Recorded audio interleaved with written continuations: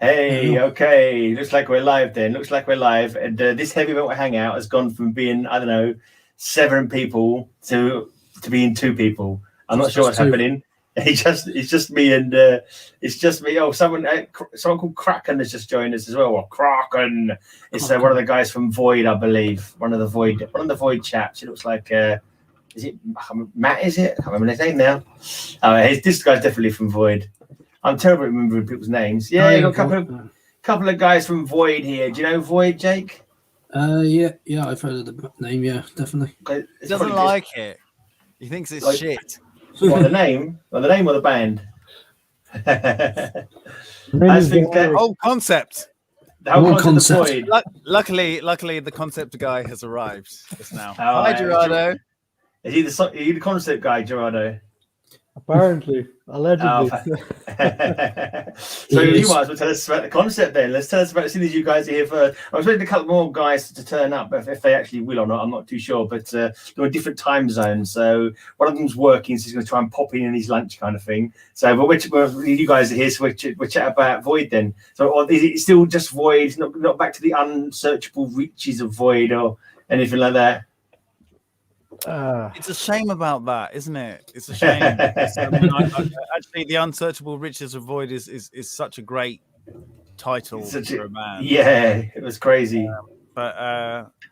We just wanted to basically keep all the things that we'd done linked together under the same.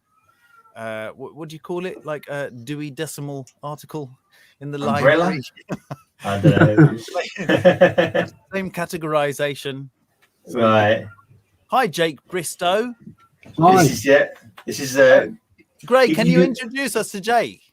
Yeah, this is Jake, everybody. This is Gerardo. This is Gerardo down here. I'm just gonna scratch him on the top of his head if I can just scratch his head. And over there, I can never get the pointing directions right. Here we go. There he is. There's Oh no. Kraken. Kraken. Yeah, I don't remember being called Kraken before, but now he's called. I've resurrected my 17-year-old black metal pseudonym just for you. Oh, cool, awesome. Yeah, you guys have. So you've been busy. I mean, we've locked it. Kind of locked down. It kind of like it all fits in because when you was doing your release last year, a couple of years ago, it was all holding up banners saying the end of the world is nigh and stuff like that. Right. It's like it's almost like you've either predicted it or the corona's come along to sort of like provide you with some material. And how's it been? Sadly, the material's already written. Oh, right. So no inspiration there. Oh, right. We could have written a concept album about the pandemic. Yeah. Had we not already done it? It's terribly disappointing. Really. Is that what the new release is about then? Is about a pandemic? Is it? No. Oh, okay. No, but actually, I was just trying to we should market it that way. It will make lots of sense to market it that way. It's relevant. It's timely. Yeah. Yeah, because I know the old end of the world is nigh stuff going on for a while. That was pretty cool. Putting your volume up a bit so I can hear you.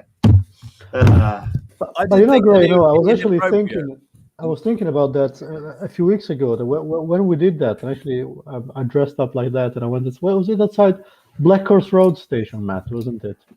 It was outside Black Horse Road Tube Station, just standing there with the sign. I was wondering how different people's reactions would be if I did that now. I thought, Yeah. I mean, already then it was fun for a bit. And some people were taking videos and they're a bit weirded out. And then a guy came to us and said, "Guys, please stop, because someone might get really upset that you're doing this." Oh, and there was before this whole mess started. So I wonder how people will react now. I don't know. It'll be even more shocked now. Gerardo did his nice guy routine and everything worked out just great, Don't worry, I'm actually a super nice guy. I'm just wearing a mask and prophesizing the end of the world. It's not really going to happen. Oh, well. Now the joke's on you. Yeah, exactly. You said it, but no guarantees you were right. But so how long ago did you write this material for this one then? Because you've been sitting on it for a long while, the recording, or because I know you was quite a while ago. You were talking about the Hollow Man track, wasn't you? I'm sure you had like a lyric video. It seems like at least 6 months ago now. That was, wasn't it? Even more than that. Yeah, it's been around for. When we brought out that video, the album was already done. So yeah, the album's been sitting around for a long time. So yeah, absolutely no scent of the pandemic at all. No suggestion. Nobody had heard of coronavirus. yeah. It's been done for a really long time. We had what we thought was a deal to release the album, and that Right. And luckily, Duplicate Records came along and picked us up at the time when we thought it was, ready to give up, I guess. Yeah. So yeah, the album got its release. It's been very tardy. We still haven't got the vinyls, but they're coming. Yeah, I saw that today. I saw that today. I didn't know you was doing it on vinyl. That's cool. Because I mean, how much did that cost you? Or is the label doing it for you, or have you had to crowdfund it, or how have you sorted out vinyls? We split it between us and the label. Yeah. Right. How many are coming? Is it? We're getting 100. That is the question. I think so. Yeah. Is that your first time you've had a release on vinyl? I did some remixes back in the day for the band. Do you know the band's Red Harvest? Oh yeah, I know Red Harvest. I saw them live. I saw them live playing at Black Horse Road, right where you was taking your video. The Walthamstow Royal Standard used to be right on the corner of Black Horse Road. Yeah. They played there. I think it was '93. They were support. It was Osiris were on first, then it was Red Harvest. This was back in the day when they only had the first album out, the No Minds Land album, and headlining was Cadaver back in the day when they used to have the cello. Oh, the old Cadaver. Michael joined. It was second album Cadaver. The second album Cadaver. That's how much. That's all I know. Cadaver came back, didn't they, with Carl Michael and Vio-lence on drums? I don't know who's on. I don't know who's in the band. They came back as Carnage Inc. He joined Void. He's the guy from Vio-lence who also played in the Virus guy. He then played on our demo, and it was at the time when he just released the new Cadaver EP, which was when Cadaver came back. Yeah, okay. Who's that? Matt, is it? No, not Matt. Matt was the original vocalist in Void. Carl Michael Ide, otherwise known as Soral. He is the drummer. He was the drummer and singer in Vio-lence, which was the biggest influence for us, other than Card. And also the band Virus. Right. The Norwegian Virus. Not the Scottish Thrashers, but is it Norwegian? The Norwegian Virus. Right, yeah, cool. Do you know the thrash band Au Noir? I know the name. Yes, great band. That's the same guy as well. Yeah. Okay, cool. Yeah. So because that was a cool gig. Actually, I was kind of there was an all-dayer going on in Tottenham, Seven Sisters on that day. The George Roby. Do you remember the George Roby? I recognise the name. Yeah, I think it was Seven Sisters. I think it was, and there was an all-dayer there with a Canadian band. It was the Canadian death metal band, really cool. Oh man, I can't remember what they're called now. My brain's gone. And Blasphemy. No, it was before them. Gorguts and Blasphemy were headlining, I'd been there for the whole day. I know, but I missed it because I had to go because I wanted to go and see Cadaver because I was really into Cadaver, and also had the Red Harvest album as well. So I left that gig, missed the two headliners to go and go to the Walthamstow Standard. There's about 6 people there. Walthamstow Standard is just down the road from me, where I am now. Sadly, I went to Walthamstow at the exact point when it was closing down. So, we've lost that one, unfortunately. Yeah, because I put gigs on there as well for about 3 years on a Monday. We used to do all dayers. Bank holiday Mondays would always be an all dayer as well. I'd have 10 bands on. That was good fun. Okay, is fun still on the card? Fun allowed, yeah. Fun is still allowed if you can manage it. Are we still going to have that? Well, I'm not sure when everything's cleared over whether fun will be allowed back on the agenda or not. I'm not too sure. Are you having fun now? But yeah. What are the criteria for checking if you're having fun or not? Can anybody please tell me, Gerardo? Are you having fun, lad? I think the idea is if you're happy and you know it, you have to clap your hands. I seem to remember there being an old heavy metal song that went like that. you're happy, you know it, clap your hands. There we go. I can give it one hand clap. How Yeah. far? Yeah, I did find Cadaver's One hand clapping. Yes. Cadaver's second album's called In Pain. Yeah, Pains. Pains. Well, there you Pains, go. yeah. Yeah, that's with the cello on it. Yeah, that's the one with the cello on it. Yeah, I know. I've very much. I've got all their albums, but every single album they brought out was different. They never like. There was just jumping style from album to album. They were like, interesting band. Carmichael's performance on the Cadaver album was actually the last drum performance I think he did before he had his accident. All right, I don't know the fellow. I don't know he had an accident. I didn't know who the drummer was, to be honest. This is your channel. You need to. I know. I don't need to know anything about. You need to know this shit. I didn't know he was going to start talking about Cadaver. I'm just going with my poor memory of what things I can remember. I know they had a different lineup practically every time. And I remember when they came back, they were Cadaver Inc. and they pretended they were doing a corpse cleanup business, weren't they? That was kind of like, that was massively successful, and they got really annoyed actually in the end. They said, we've actually got so much more popularity off the website than we have off the band. That's a shame. The website of Cadaver Inc., the corpse, the murder scene cleanup. Yeah, that was it. Yeah, that's brilliant marketing, isn't it? What clever. Yeah, definitely. They should have stuck with that. Must have done quite well for them. What marketing are you going to do for the new album? What is the new album called, by the way? The Hollow Man. Oh, it's called The Hollow Man. Yes. Okay, I thought that was just the one track. The Hollow Man. See, I've done no research. That's why I've got you on here to tell me all about it. Oh no! Oh, sorry. Is that a t-shirt you're going to show? He's going to stop. He's going to stop. Oh, right, it's okay. I was worried for. Let me put you on full screen for a second. I thought I was going to see the debut appearance of Little Kraken. I thought the Kraken was going to unleash the tentacles of doom, like, and we was all going to. That's an interesting show. I negotiated with the Little Krakens that they can watch TV so that I can talk to them. Oh, okay. Thankfully. So when is it going to be out then? Do you mean as soon as you get the vinyl, is it? Or It's is it already out. released? It's out digital. It's out. Right. And the vinyl should be here in a couple of weeks. Cool.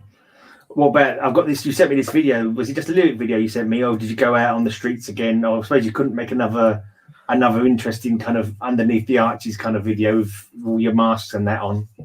With the Matt went to a barbecue earlier, so I don't know what he was up to. I wasn't making a video for you, mate. Sorry. That would have been great. We didn't make another video because I sent you a link already, Glenn. It's already in your inbox, mate. Come on the chat, just scroll up your messages, man. Scroll up your messages. Oh, let's see if I can find it. Unless I've forgotten to send it. No, it's definitely there. Let's send it again. Right, it's just So you've got your new single in place now, haven't you? Because you brought out. There was another video recently, wasn't there? You put up just recently. Lyric video, yes. Yeah, it was just a lyric. Is that the one you sent to me? Yes. Oh, right, yeah, because we'll play that a bit later. But we haven't done anything more kind of like balls out theatrical. No, partly because of the pandemic and partly because it's really expensive and super labor intensive. And we are going through a transition period now as a band where previously we did everything very DIY. Yeah. And this album is really our first forage into doing things more professionally. Okay. And you could call it an experiment as to see whether or not that is better or worse. Whether it's going to work or not. This lyric video this time. Depends. When we last interviewed with you, Graham, we'd just done the tape. Yeah, that was when we went to the pub, wasn't it? Yeah, that when we had our pub chat. Yeah. We did everything ourselves. We recorded it ourselves. I made the video and we got a friend in to shoot the footage. I did the editing. We all put in some ideas. It turned out like a chaotic mess. But, everything that this band does turns out like a chaotic mess. That reflects the music, so it's all good. That's how we keep it exposed, Yeah. You make the chaotic mess look like it was deliberate, though, which is a good trick. It's called avant-garde for a reason. That's what the avant-garde is all about. Avant-garde covers a lot of problems. Avant-garde just means do what the fuck you want. Yeah, and then find a pretentious way of justifying it. Hi, Eric. Hi there. Okay. Better late than never again, mate. Only 15 minutes. I've been trying to get on for ages. Yeah, 15 minutes. Why did you go to the link that I sent you earlier today in your messages? Oh, no, I pressed the wrong link. Of course I did. You pressed the YouTube link. Oh, you pressed the wrong fucking link. You pressed the YouTube link, probably. No problem. Yeah, we might have a couple. I don't know if the other guys are coming in because both in America, the other two, there's a band called Behind the Horror, thrash band, who I've interviewed before on my channel, so they might come. Hopefully, they're going to come on. And also, I've got a guy called Dave from. Brain's gone again. Retched. That's it. Retched. Well said, Elric. See, right, I'm off now. Bye. See you later. You just come in to tell me. That. Yeah. Very handy. No one got any beers tonight. I've drunk I had 2 ciders tonight. I've drunk them already. My ciders are already gone. I'm wretched. All right, cool. Perla. The girls got me drunk. Nice honey boo. Okay, that's cool. The girls got me drunk. I never took advantage of your way you were drunk, mate. Nah, no favors. Too drunk. I know I'm behaving like I'm on the coke tonight, but I promise you I'm not. I've got a massive raging cold. Okay. If I'm constantly snuffling and rubbing my nose, it's not because I'm tight. I want to do that as well. If you can rectify the situation, please send it to this address. It sounds good. It sounds good anyway. So I think the last time I actually saw you guys live was when you played that gig. Was it with Fawn of Fire in Camden? You were there, yes, I remember clearly. I think it's the last time. Yeah, I filmed it. So I remember seeing you at many of our gigs. You also were at our gig when we played with Discord at the Nambuka. Oh, right. Yeah. I'm not actually sure which one of those ones was later. Oh right, yes, true. And then we have played at the what's it called again? The Dev. We have played at the Dev again since. Okay. When we brought in our new vocalist. Did you see us play with the girl singing? No, I didn't see you play with the women in the band. No, I missed that. I didn't realise I didn't miss that gig. With the girl. Was that the last gig you did then? Was that the first? One in February, yeah. It's not a bad record of missing. No. Thank you very much. Was that her only gig that she's done with you so far? It's the only proper gig. Yeah, she once did a gig in my garden when it was my 40th birthday. We did a gig in my garden. The neighbours loved that, didn't they? Quite go to plan. Well, he invited the neighbors at the party to circumvent the problem. Very smart like that. Well, my first ever band actually played my mate's house because it was a barbecue. So yeah. So you actually gave me these albums at the Nambuka gig. Okay, that's cool. Oh, wow. Yes. Cheers. Glad to see that you've still got them. Right, yeah. I hope you played them on your show, Elric. I hope you have, yeah. Have you? Wonderful. Yeah. Thank you very much. No problem. And if anyone wants to check out, different sounding albums, though. Funny enough. Is Elric your real name? Yeah, it is. Yeah. Some people get all the luck, don't they? Yeah. I have to pretend that my name's Kraken. Like a rum. Yeah. Where does that name come from then? Is that well, Scandinavian name? Or?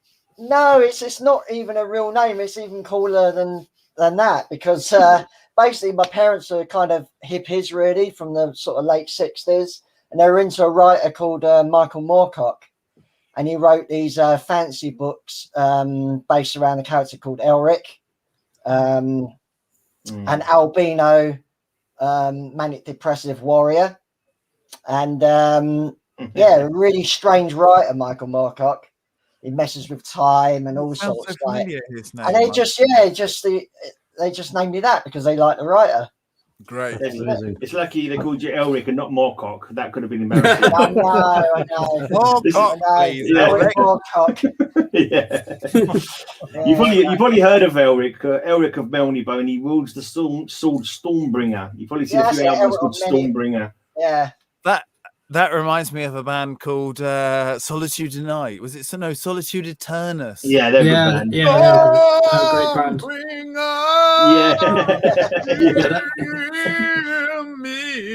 Yeah.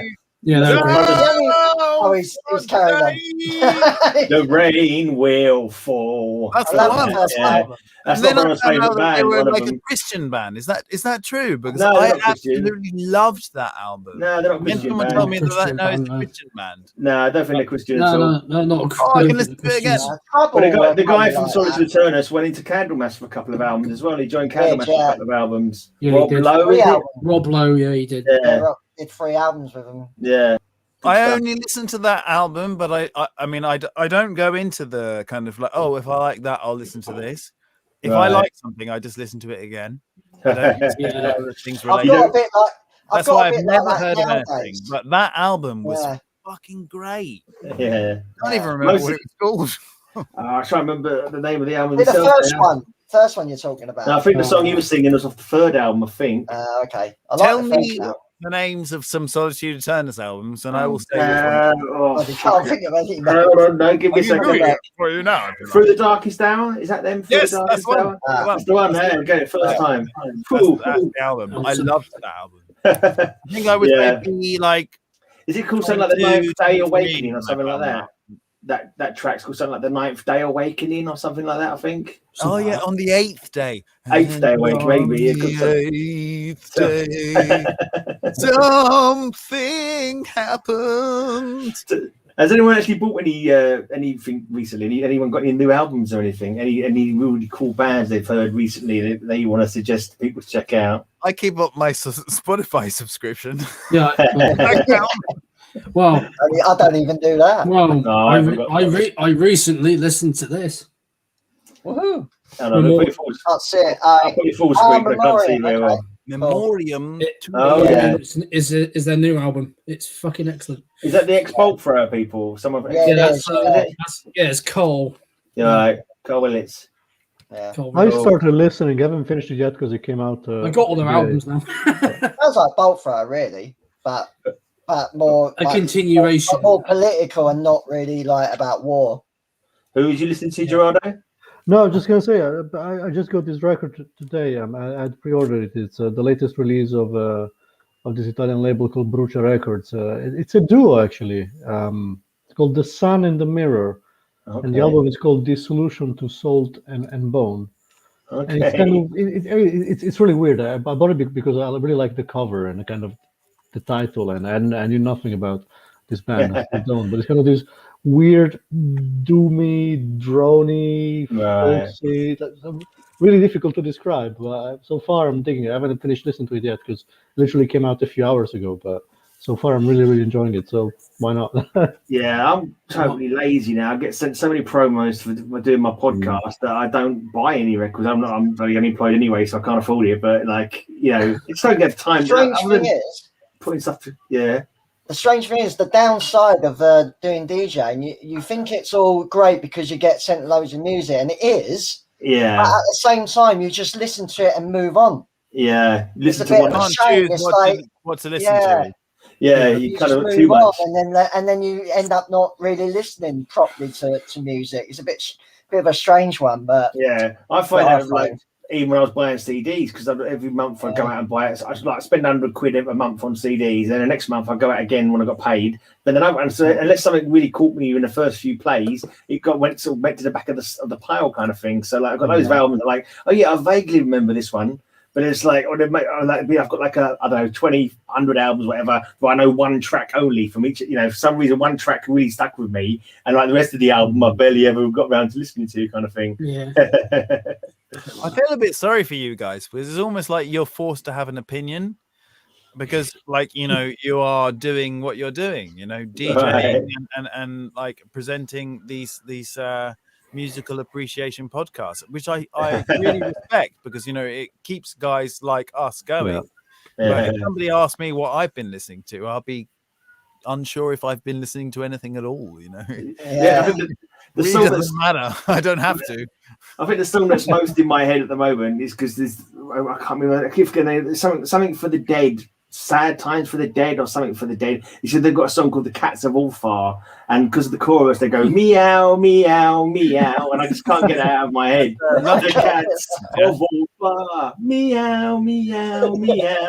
Can somebody please explain to me what's going on with this cats in? Oh yeah, because I've recently seen like a bunch of metal bands like posting cat memes, and I just don't know what's going on. From what is the relevance? Yeah, the Metal Archives. It was an April Fool's gag from Metal Archives. The Metal Archives website. They changed all the bands' photographs on Metal Archives to pictures of cats. So all the bands, all your bandmates, all your friends from bands have been sharing them around Facebook. That's what I would do. I wonder what was going on. Yeah, I was just about to say, what the fuck's going on? And I thought, oh, this has happened to my band, hasn't it? Yeah, did you see the Ice April Fool's thing? They did that. It was so popular. A massive amount of work. It was so popular. I don't know how they've done it, but apparently it was so popular that they've kept the actual Cats page up as well. So you can choose to go to the proper Metal Archives, or you can go to the Cats Metal Archives. They literally got both sites that you can now go on. If you want to see, it's crazy. Bands? No, every single band was replaced with a cat. I made a video about it as well. Are we replaced with cats as well on Metal Archive? You are replaced with cats, yeah. How do I find Metal? I go. Is it Metal Dash Archives or just? Metal I think it's like Cats Metal Archive now because it's like an alternate site for the Cats version of it. Someone posted it up earlier. So yeah, the normal Metal Archives is back to normal, but I think it's something like Cats Metal Archive or something weird like that. Oh yeah, wow. Okay, all right.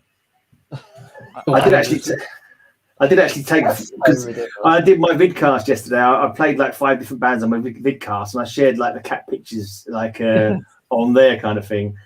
Yeah, how did that go? I was all right. I was on my own. Thanks for that, mate. Sorry, mate. You have to watch it back. Oh, that's fine. No, it was cool. It was cool. I guess. Yeah, you're right. Cats.metal dash. Yeah, I just found it. Yeah. If you want me to share the picture of your band Cat, just send me the link and I'll send you the. Yeah, I just linked mine. Oh, there's your one. Let's just see if I can get there. It's so funny. The trouble is, how do I? It's just a cat like. That is an awesome cat. It's just monned out like. Man, I just typed in Void into Metal Archives and it says showing 1 to 200. Yeah, you've got 246 entries. You have got quite a few. You have got quite a few bands called Void. And I think you said that before when I chatted to you last. Yeah. In that interview in the pub, you were saying there were so many Voids. It was like unbelievable. Hang on, we're number 1, 2, 3, 4, 5, 6, 7, 8, 9. Number 9, it says industrial black metal. That's why it's not been changed, is it? I don't even know what industrial black metal sounds like, but that's got to be us.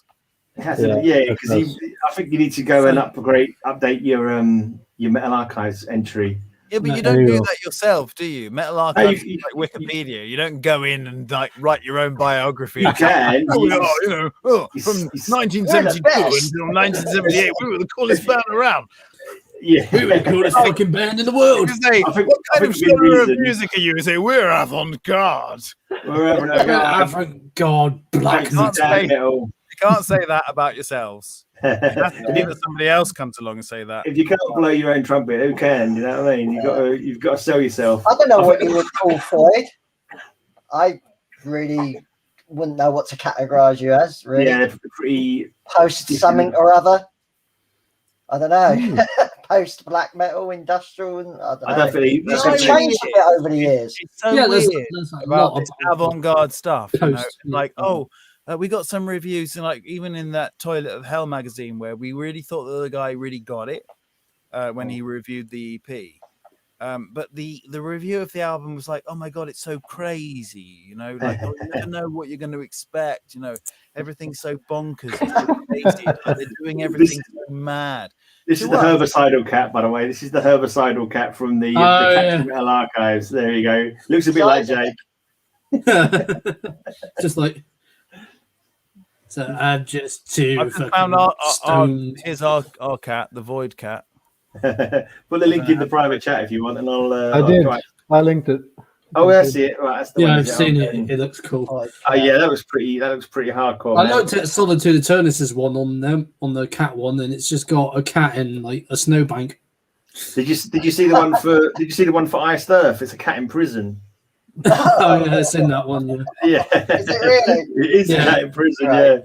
Yeah. Then Unbelievable. the question is how many cats they've got, right? They can't have got a different cat for each band. They would For be every insane. band in the world. No, there are a There few, must be like, I don't know. You can how type many every people- band on there, and yeah, there are a few duplicated ones. There are a few Uh-huh. duplicated ones. I did check. Like I was going through it a few times, and I did see a few that were like You the same. sad man. Well, you know, it's cats. You know, you've got to do the research, Elric. You got to do the research. Oh yeah, I forgot. Yeah, I forgot research. Yeah, that was Yeah.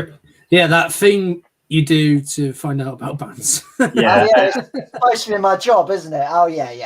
Find out about cats. It's like, yeah, you just go to do a job and say, so what do you know about this band? Nothing. Fuck. I know they like roast dinners. Right, here we go. This is the void cat. If I can just look at that. Look at that. That is so.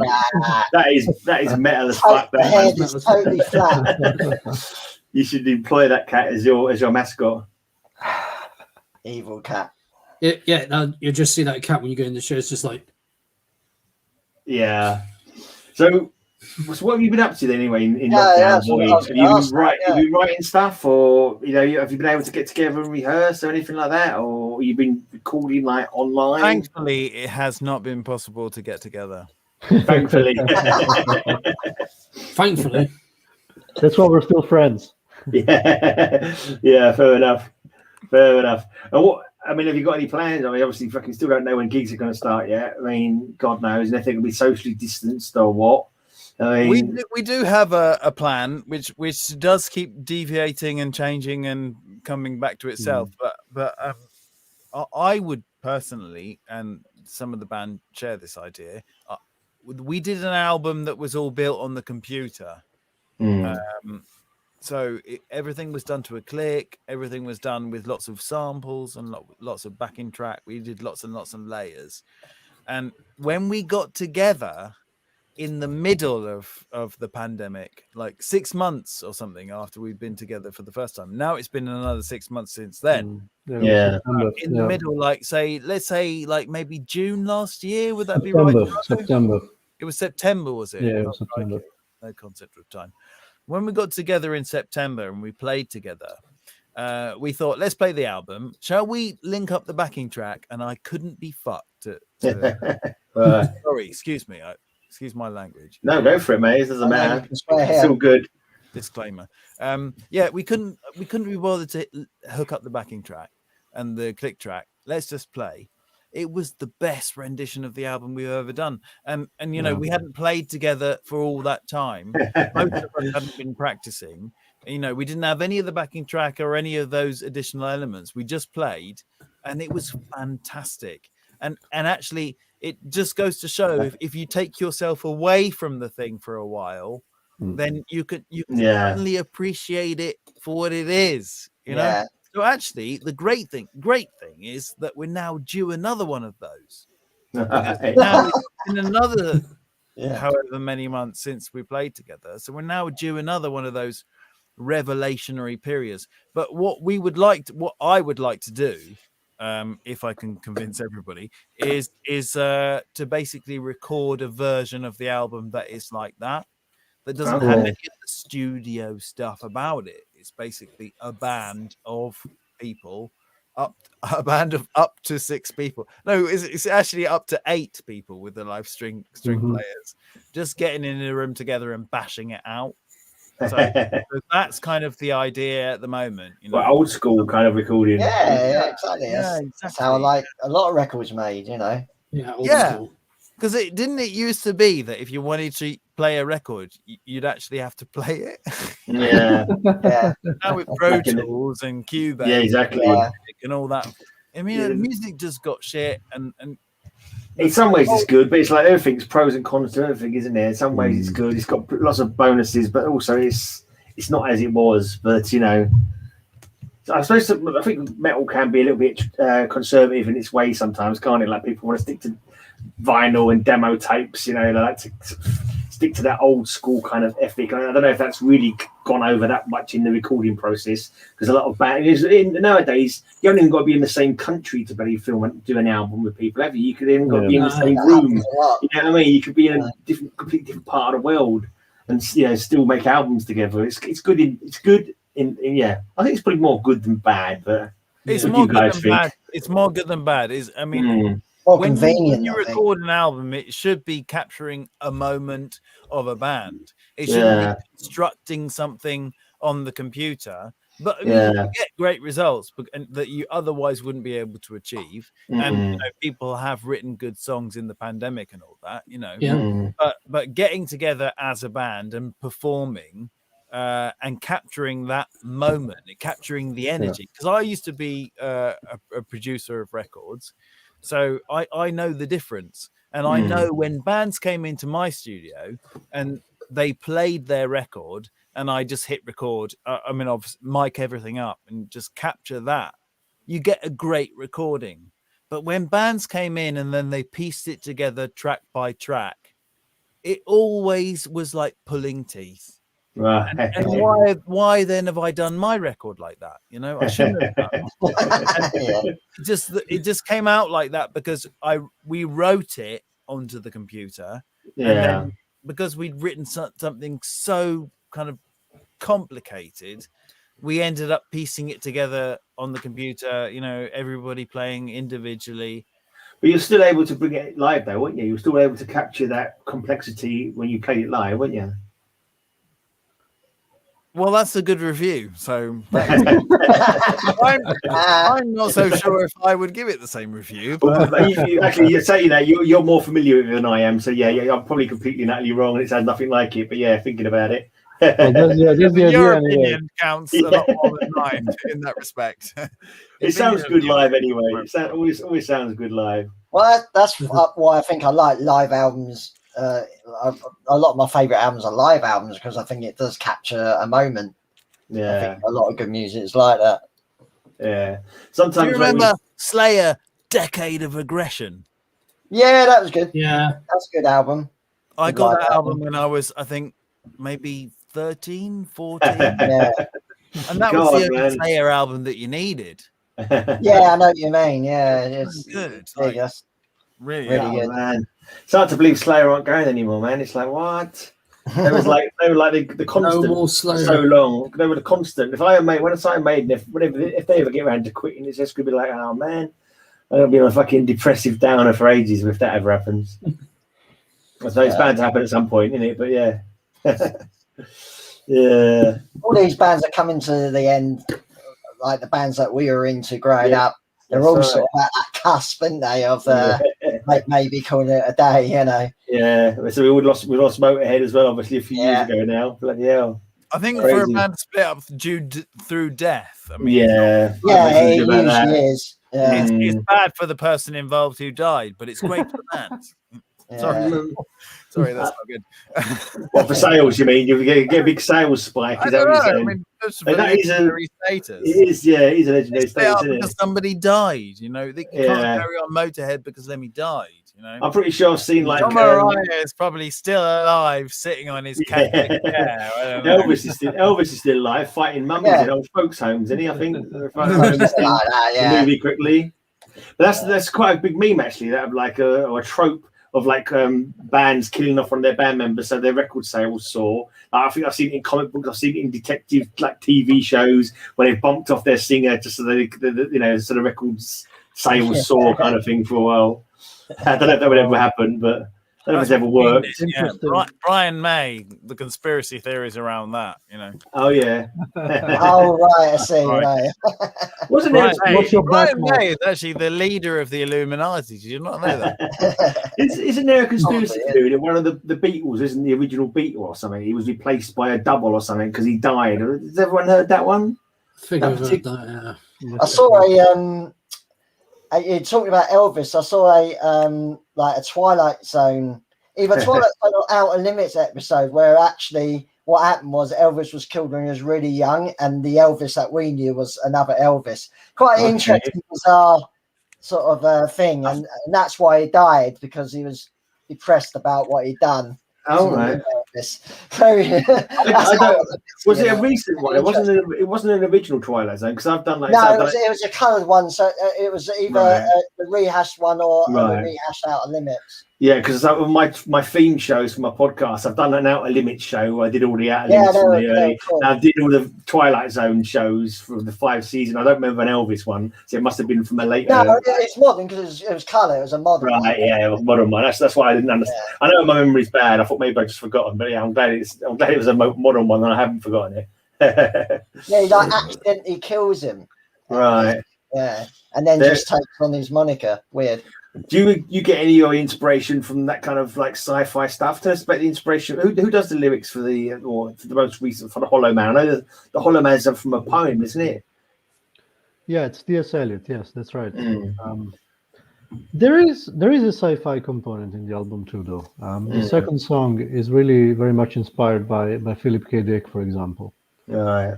Actually, there's a biographic element to it. The fact that Philip K. Dick had a cat, the fact that he thought that's the kind of the Valleys trilogy after he had this mystical vision and/or nervous breakdown, depending where you ask, about the fact that God was in theory communicating with him through this pink beam of light, which then he talks about in his novel Valleys. Right. Especially what the second song is about.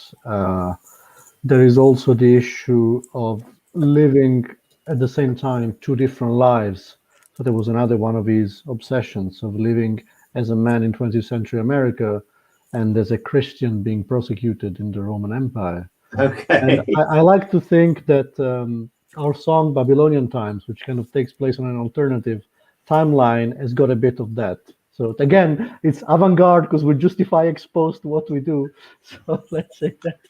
Well, yeah, I mean, it's great because Gerardo then justifies things that I did that had no meaning with fantastic meaning. I wrote the song Babylonian Times, but he wrote all those other ones. But he's managed to link. He's linked it in. Okay. On some intellectual level that I had no idea about. Did you say that Philip K. Dick had a cat at one point? Yeah. Philip K. Dick, yeah. So you could kind of might be true. So one of your tracks, you could talk about his cat and go meow, meow, meow. Well, that's for the live version of the album. That would be awesome. It would be awesome. You got 2 singers. You know what? How this album was made. If anybody came up with any idea, it made it onto the album. Awesome. So it's a shame that we're talking about these things now because you missed the chance. Definitely that would have made it onto the album. That's right. Talked about that sooner. Well, let us know when you're writing the next one. Then we'll throw a few ideas your way. Well, start shooting. You never know. I'm taking notes right now. Do you remember the old Action Man Talking Commando where you pulled the string on his back and he said all these? You could get him to do the lyrics for one of your tracks. That would be pretty cool. Who goes there? Who goes there? Toy Story version. Yeah, that'd be cool. I was kind of hoping Retched would come on actually because I sort of got quite a funny story about them. My mistake on the radio station with their name. I've talked to them about it before. Yeah, their old album, it doesn't look like Retched, does it? It looks like a bee, and I thought they were called Betched, whatever the fuck that means. I'm saying this band Betched, and he knows about it actually, and he changed the font. Because he was getting that a lot, but he's actually just messaged me on Facebook. He's at work.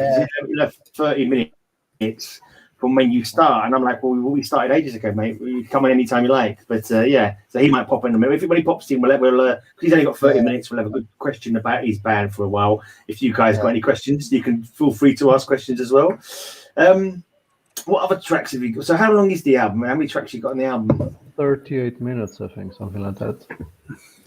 Is it all like epic long songs, or is it like just any blasters? It's one song that's 38 minutes long. Really?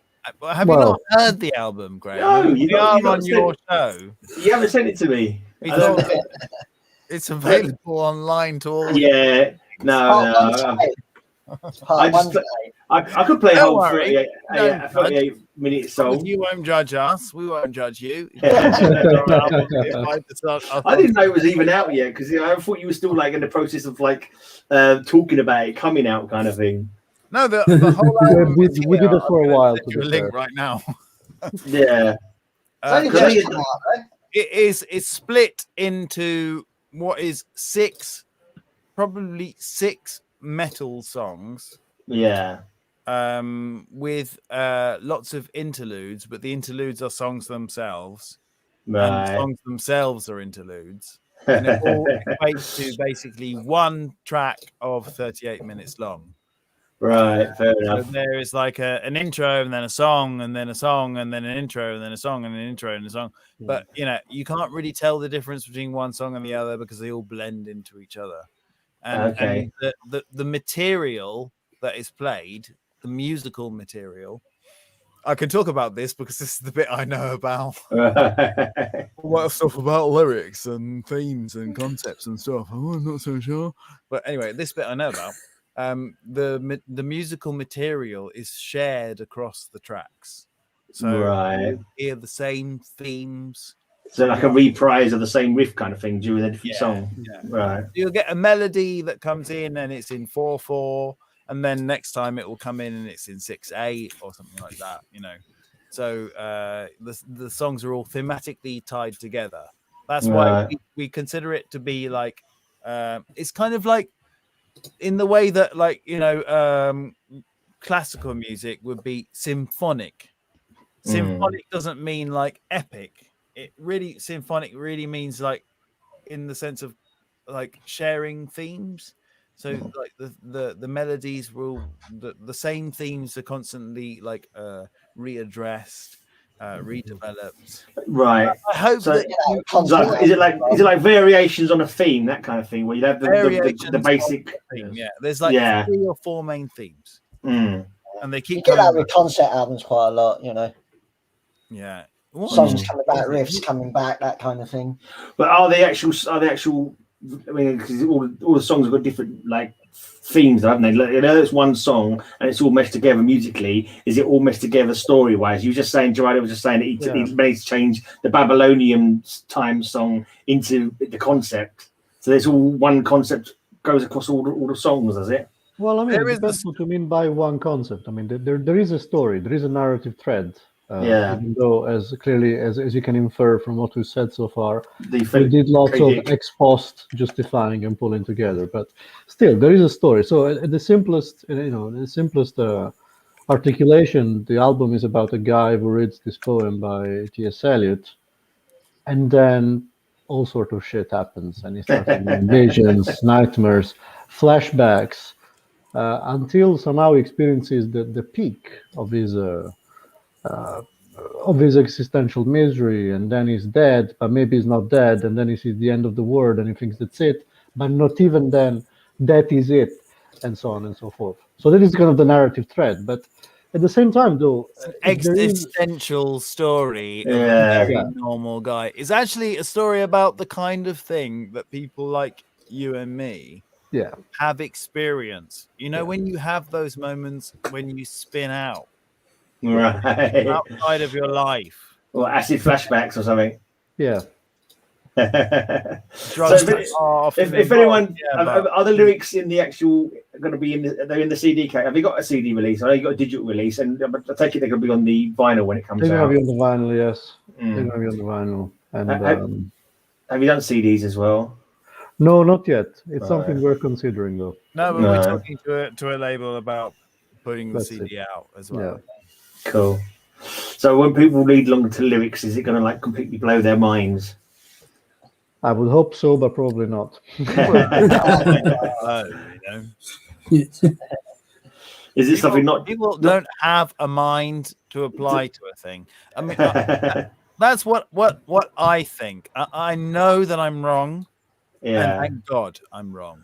Elric might read them. He gets into the lyrics heavy, and he's like, oh yes, like religious experiences. Talking about his Hawkwind. He's like a god to me because I judge people on the standard that I judge myself. I don't pay attention to anything. So if anybody pays attention to what we did, I mean, they're like a god to me. I'm like, why? Why did you care? Why do you even care? It's true. Like when anyone tunes into my radio station, I think, why? You know, I'm the sort of same. You know, So it's wow. like, You know, why has someone done that? Like, it's like, why do you care? Like, Yeah, but it's nice when it happens. You know. yeah, it's nice. Go back to the Hollow Man poem again. Why that poem? Was it one that particularly appealed to you, or is it something about the poem that gave you the idea for the concept?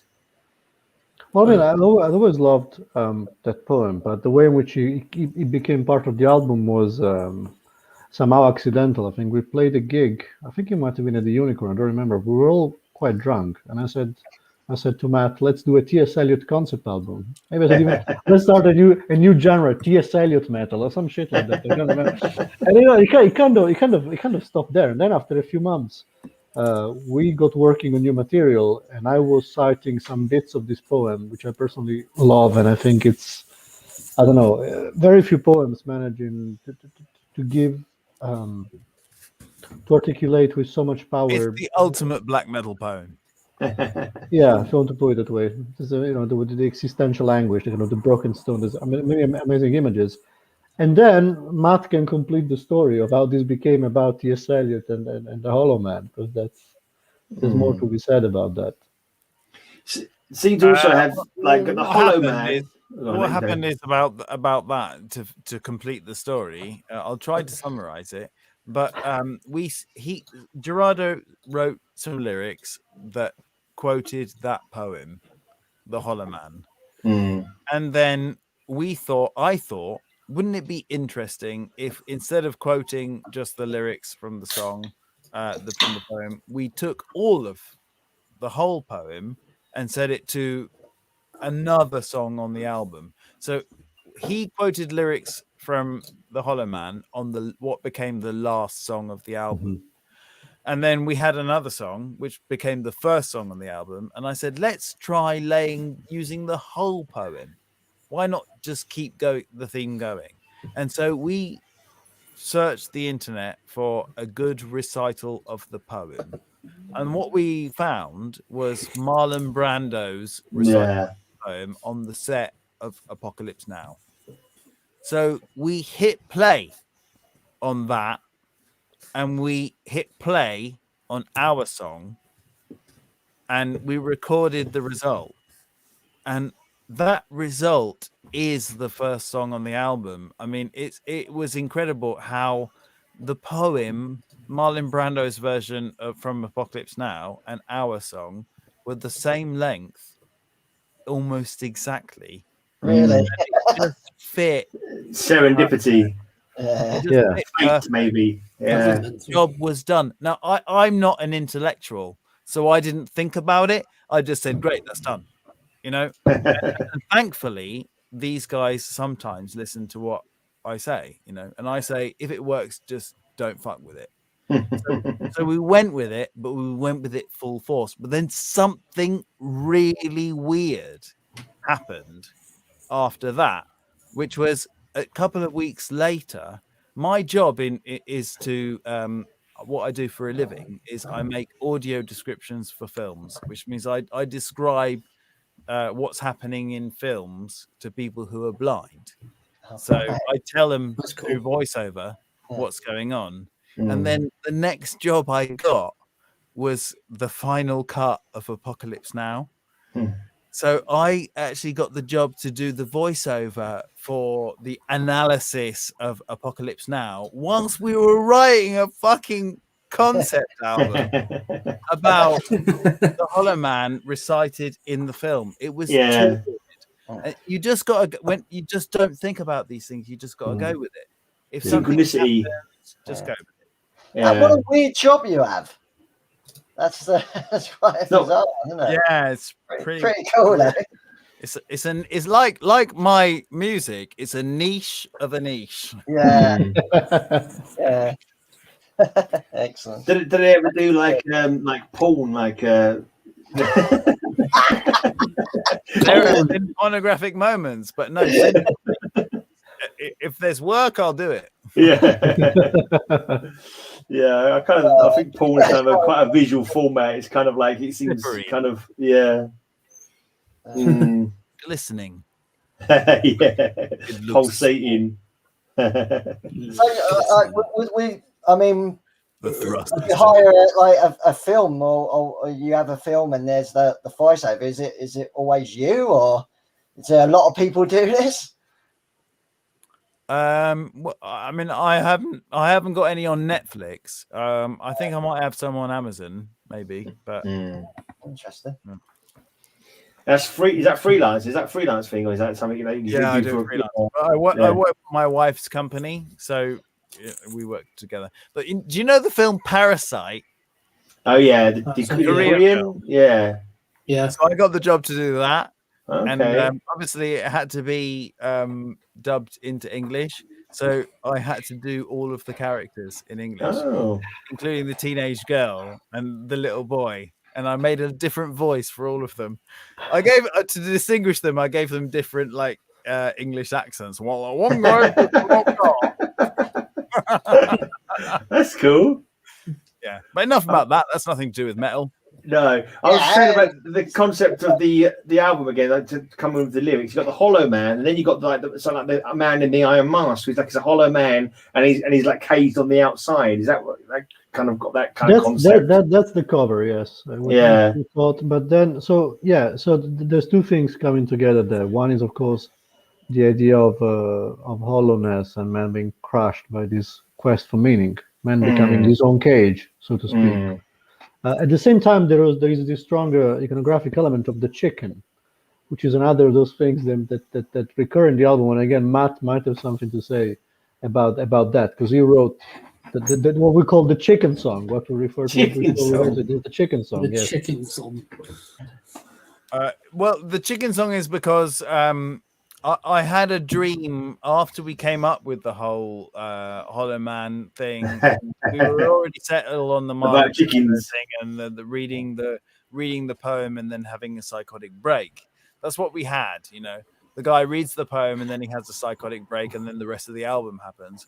I went to bed, wasted, and I had a dream about the guy. He reads the poem and he has a psychotic break, and then he believes that he's died, and then I dreamt that the guy was resurrected as a battery chicken, and he witnessed himself get killed and eaten, and then he realized, he wakes up from his dream, and then he realized it was just a dream. But then he sees signs of the apocalypse, like in reality.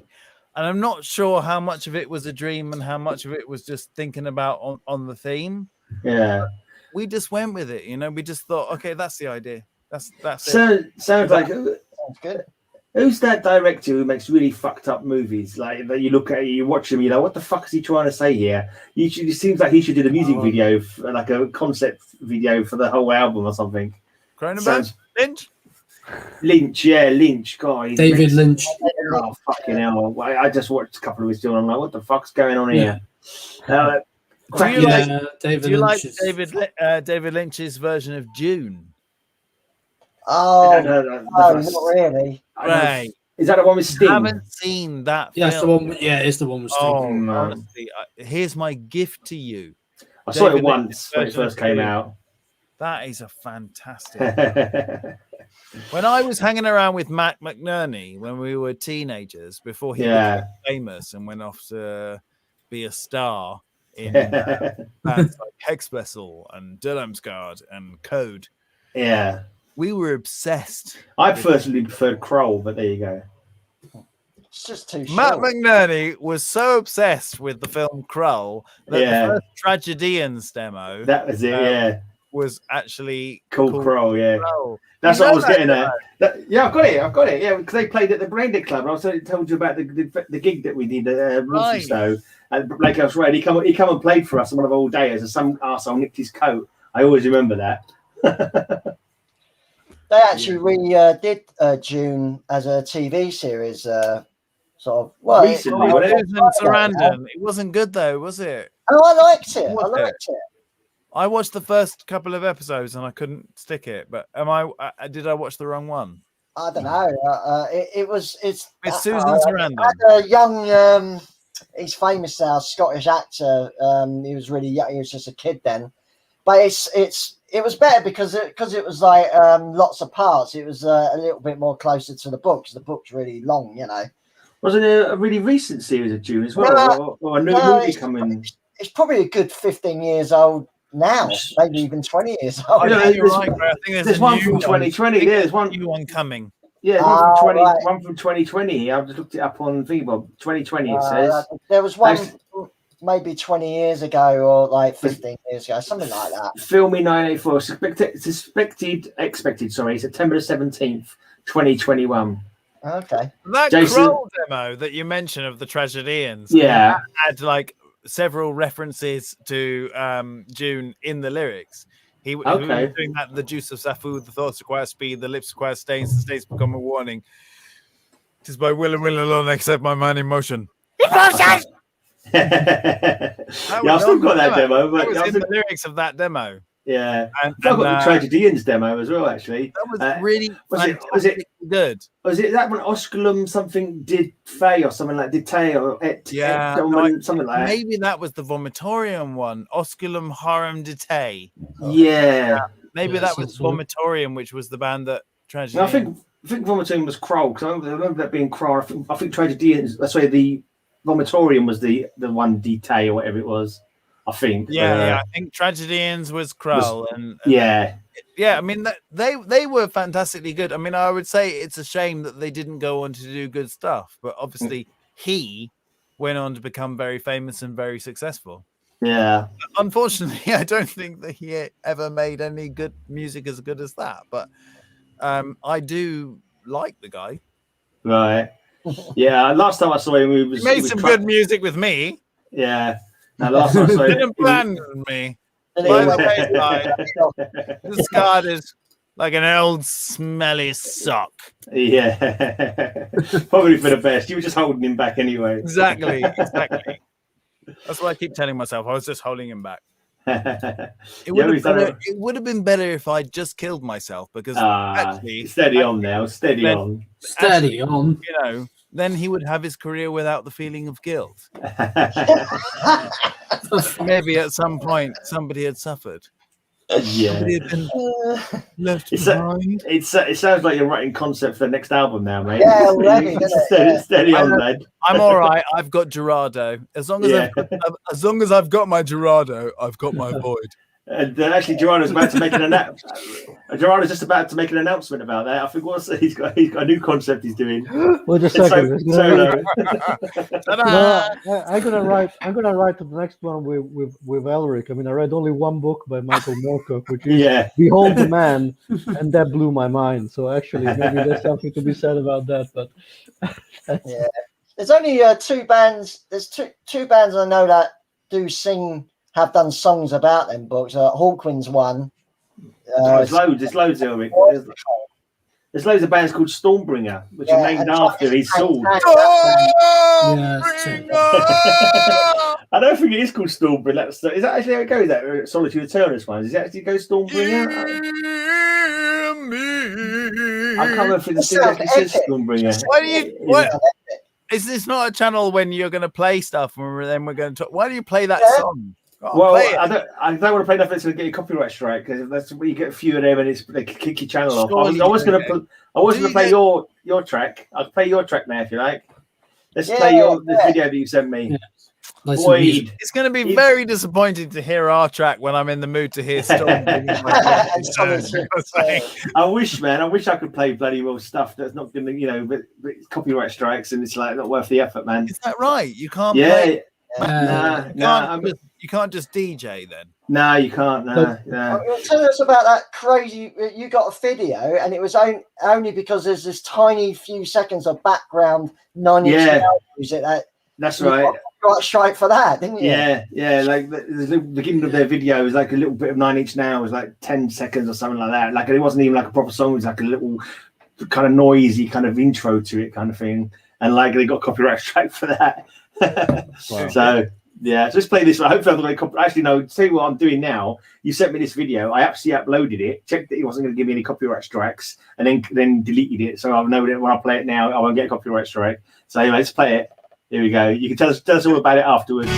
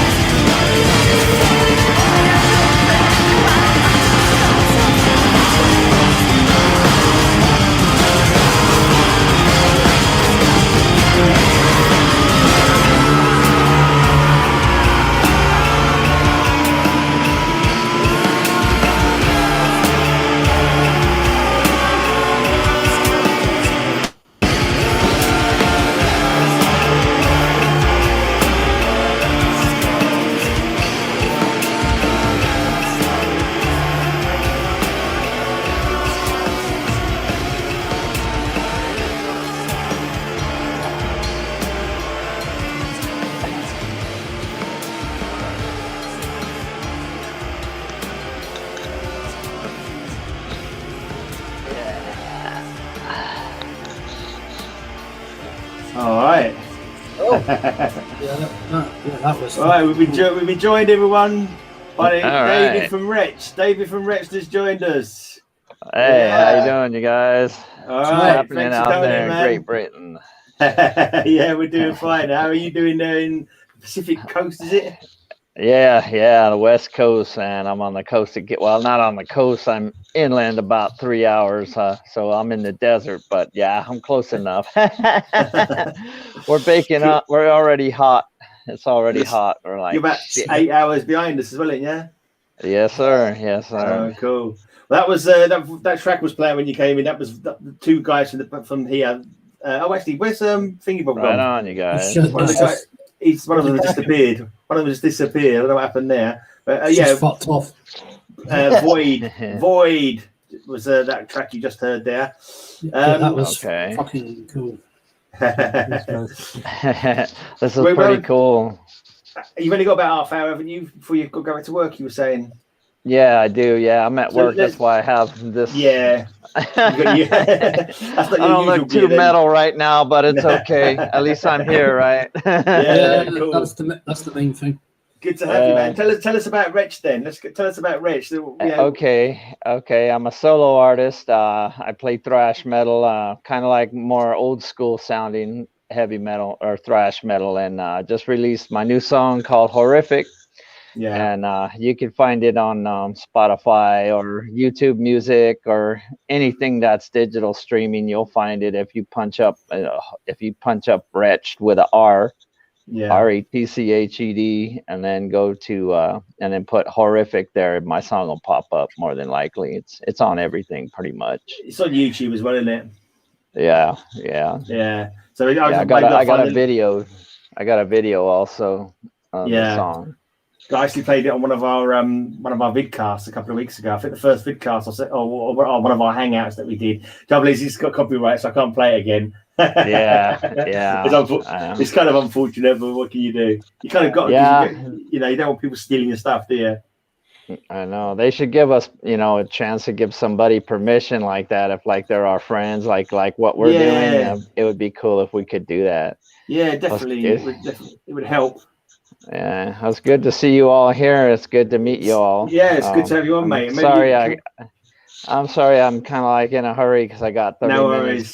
No worries, it was going to be a relaxed situation, and then a fucking machine broke down, so I do maintenance. Right. And so sure enough, man, about like an hour before time to go on, it's like, oh, guess what? This machine's just broke down. I said, shit. Okay, we'll figure it out. We do these every Friday, mate. You can always come back another Friday, like another time, hang out some more. Maybe like after work. It depends on what late time it is there. Have a beer and have a chat. So you've been going for quite a long while, but you've only had didn't you record your original EPs at the Overlord Messiah? Overlord Messiah, that's it. But didn't it change name? Was it called the Overlord originally or something? Then you changed it to the Overlord Messiah when you re-released it or something like that? No, it's always been the Overlord Messiah. I re-released it digitally because I changed my distributor because that damn DistroKid is a piece of shit. So I mean, for me, they done me shitty. So it's like, okay, no more of that. So after they messed me up, I changed my distributor and went with CD Baby, and so that's why I had to re-release it.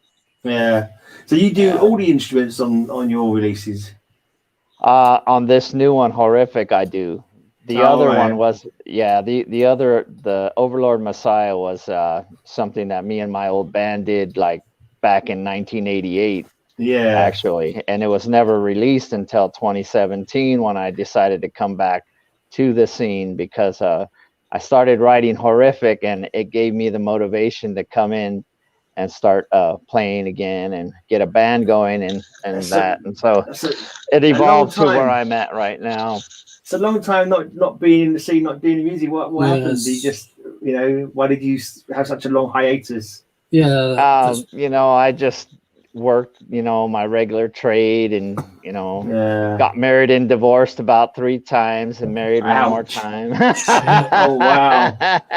You should be playing death metal or something, or excessive black metal. I'll tell you what, though, it's not that uncommon, though. I mean, fucking Final Doom. It's not that uncommon that this happens now, though.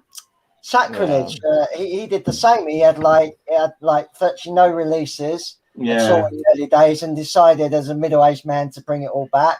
Gunslinger, an old new wave of British heavy metal band, didn't release anything. Yeah. So they formed again in 2010 or something. Yeah. So it does happen. Sometimes your situation changes, isn't it? Situation changes, like you're bringing up kids or whatever. You haven't got time to do stuff. You know that happens a lot. Yeah, and when you get a bit older, maybe you got a bit more ready cash, and you're a little bit better temperament. You're not getting pissed every night or whatever, and you can put some proper F in. And a midlife crisis. Yeah, midlife crisis maybe. Yeah, I'm trying to get out my last bit of music before I'm too old to get anything. Oh man! Well, I gotta say, I love the EP. I played the EP on my podcast loads of times. Yeah, I played it on my station a lot. I've played the new track already once. I know I've got it in a folder a couple of more times as well. I think it's maybe next week I'm playing it again. I'm also having a proper chat with you at some point, aren't I? Like a one-on-one interview I'm doing in a few weeks' time, or maybe a couple of months' time. I think we've got that scheduled in as well. What else have you been? Great. I mean, are you writing? You must be writing new stuff at the moment.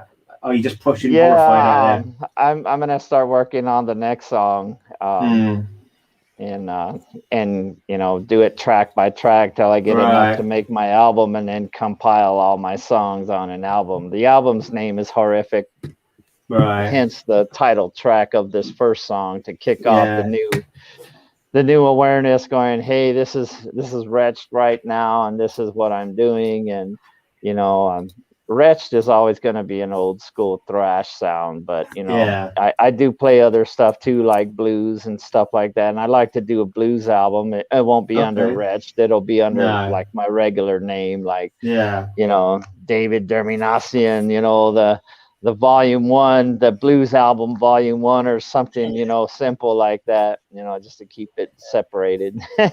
You got any plans once you've got like all this, like what you can do, like an EP and bring out an EP, or are you thinking of any, like getting a band together and doing a few live gigs? Or well, what I'm hoping to do is finish this full-length album and then start getting ready to do shows, and I'll probably try and go up as a solo artist with backing tracks. Right.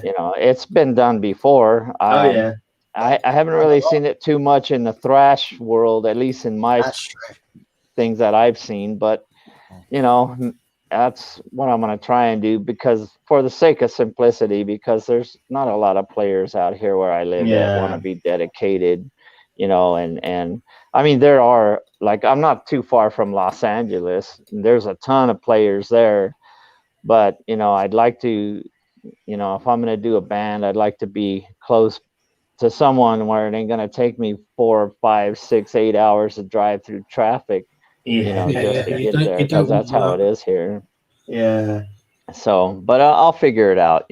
First things first, I got to get this album written up and finish it, and then, start the whole process again. And, it's probably going to be easier for me to do it with backing tracks and just do the lead guitar and the vocals, and see how that goes. I mean, and I'll cover I'll probably cover like a 300-mile radius from where I'm in. So I'll probably go anywhere from Los Angeles to Las Vegas, and that's to play or to get new members.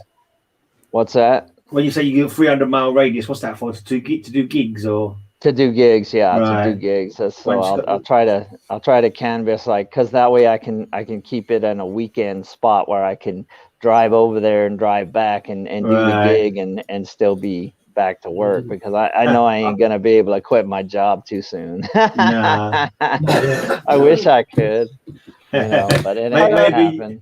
Maybe when you retire, you can go on tour. Exactly. That's probably how it's gonna go too, because I mean, I don't see it happening any sooner, because I gotta build a foundation. So it's doing everything by yourself and not being with a record label, and which record labels, that's not really a thing anymore too much, you know. No. I mean, it does help if, you know, if you have their money to back you and you can do more stuff and you can, you know, get out there. But like, it seems like the how do you say it? The climate for that's changed a lot. So they're not doing a lot of that anymore. Yeah. I mean, at least they're not going to do it for me anyway, unless I get real lucky, but I doubt it. Yeah, no. I'll stay underground. Yeah. That's pretty much everyone in heavy metal. Yeah, Yeah. The underground stuff's the best stuff anyway. Yeah. It's got a lot of heart, you know. It's not adulterated with all their commercial shit, you know. Yeah. I agree.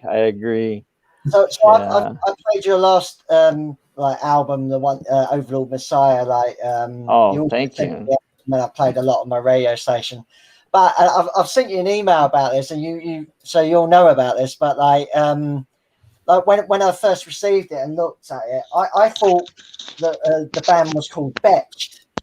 Because I know I announced it as Retched on the radio station. I think I heard that show as well. A little bit, doesn't it? And I remember you saying, yeah, you were getting that a lot, and you changed the font.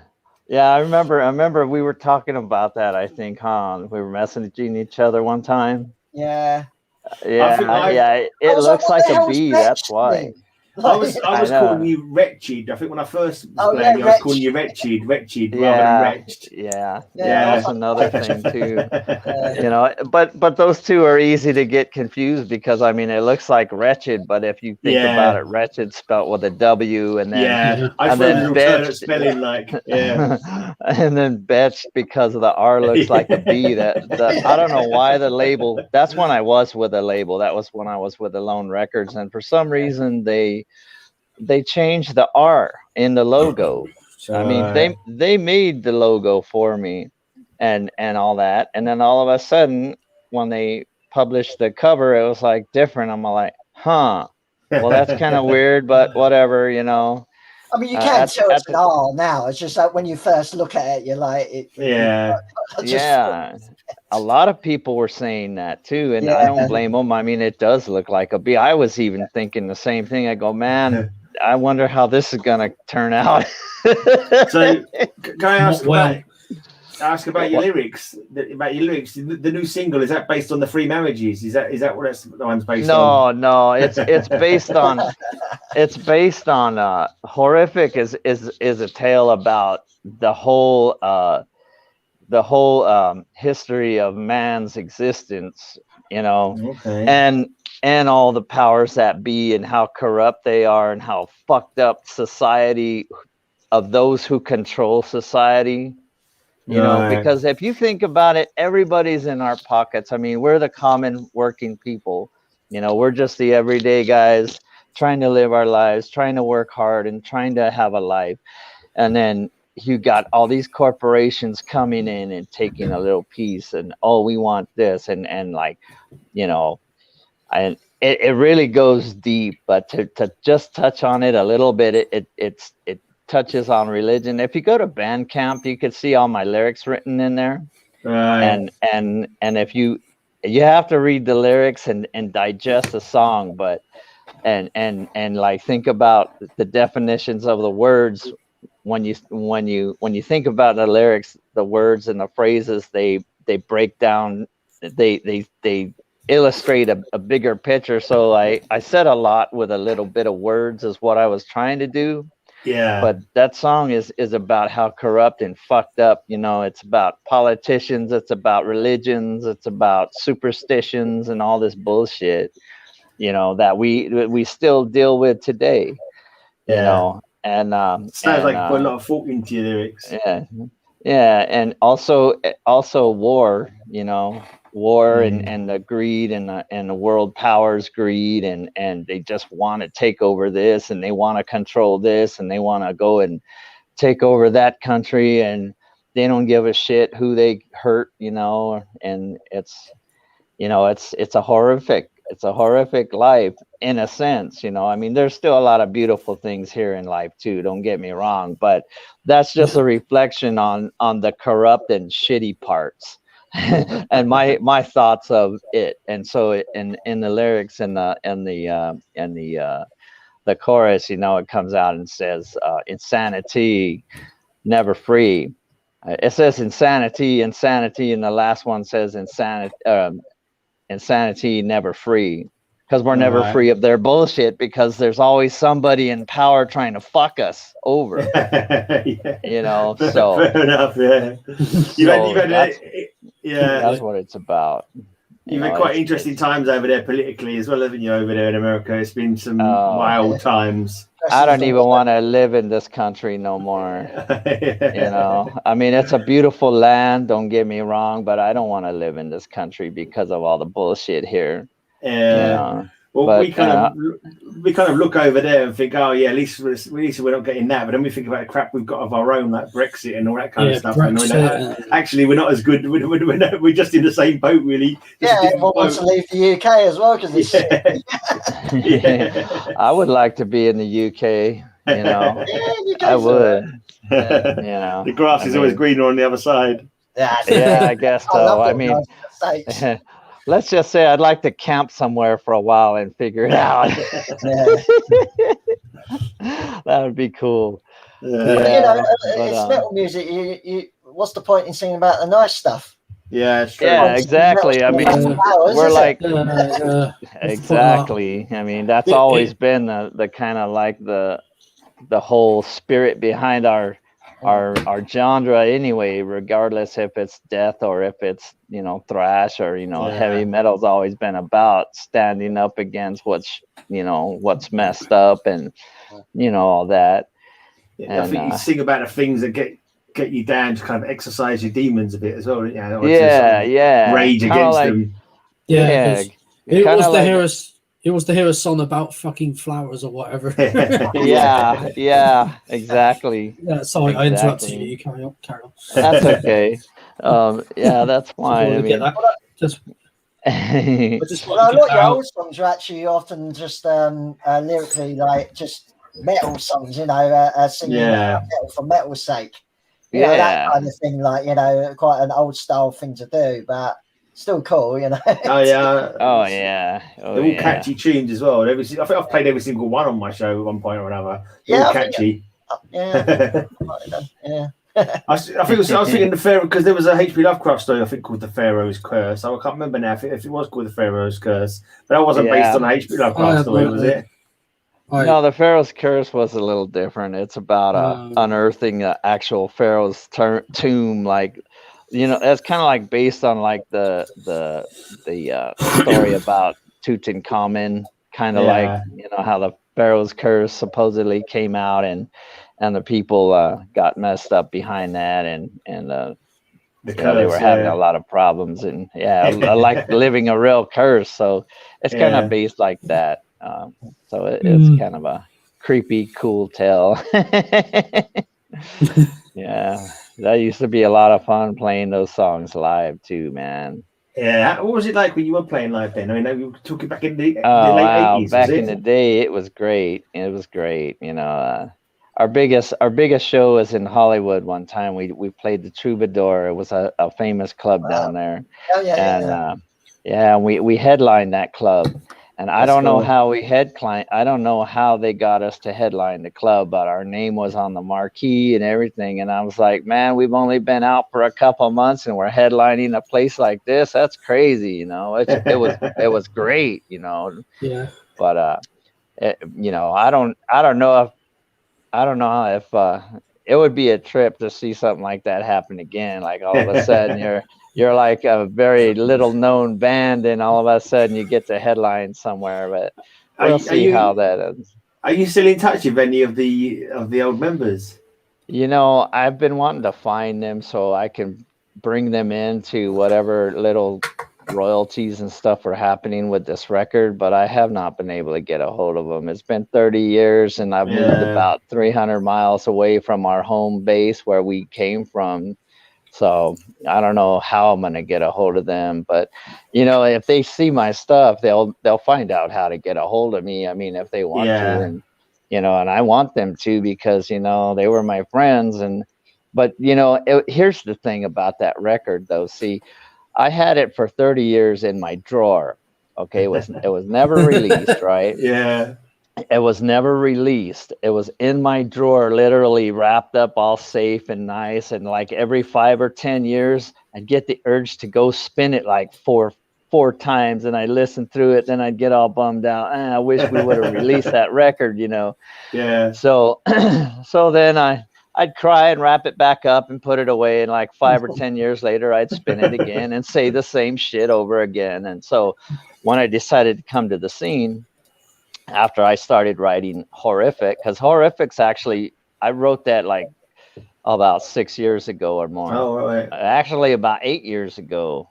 Wow. But it's taken me this long to get my studio together and to get organized, you know, because I've traveled a lot with my work, and work was always sporadic, so I never had enough steady income to keep me pushing. You know, so as soon as I got a steady job right here where I'm at right now, I'm a maintenance man at a mining operation, so they keep me steady. Yeah. So that gave me the fuel to make the fire. So when I got that established, then I said, you know what, I'm gonna release that record because it's just been rotting there in my drawer all this time. So I took that record and I released it, and like about 40 days later, I got 3 offers to get signed with a record label, and they weren't big offers, you know. They were like distribution. They were saying, "Hey, let us sell your music and keep the money, and we'll give you exposure." Yeah. So I actually did that just because I didn't have hardly much invested in that, except for my time. Yeah. You know, at that time I didn't have money to put in, so our manager and that paid for that record to be recorded. Actually, he didn't pay for that, because I come to find out later, when I was trying to find out from the studio we worked at, when we made that record, he never ended up paying for the masters. So the masters are actually on the shelf rotting as we speak, and I had a cassette of that. So I took that cassette and I sent it to Greece, and I had our engineer down there remaster it. And so he sent me the digital copy, and here we are. And so it started off like that, you know, but I didn't make any money off their thing. But what I guess the good thing about it is they helped me establish a little foundation so I could bring out my new music, you know, and you know, in a way, I thought, man, you know, I wish that the guys were still around so I could get a hold of them and say, hey, man, check this out. I finally got our record released.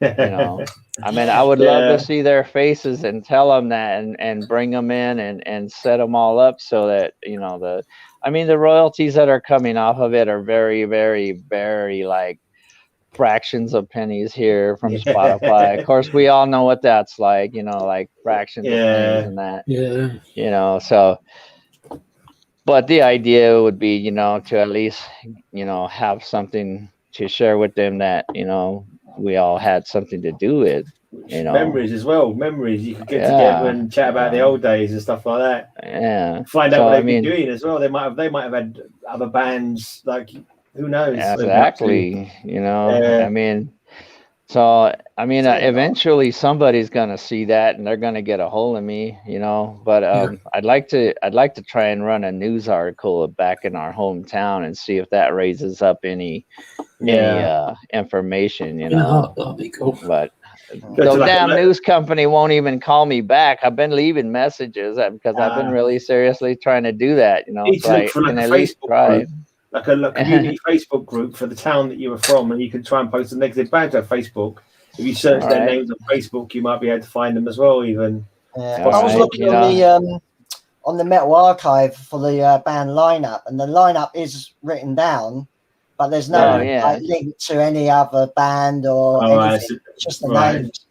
So probably everybody else. I was just thinking, when you said you work in like a mining place, maybe you could your next video, you could do some footage down in the mines. That'd be quite cool for a heavy metal track.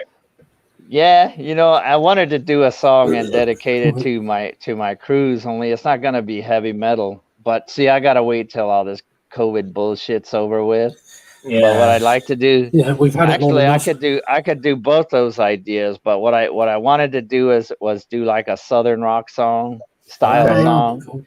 dedicated to the working crews over here, Right. and kind of like just put them in there just for fun and stuff. But I have to get it okayed by the corporation, and it's a corporation, so it's going to be a bunch of bullshit to get to there. Right. It's a big corporation. You not just do it on your mobile phone kind of thing, like no, they'll if I did that, I'd probably get fired.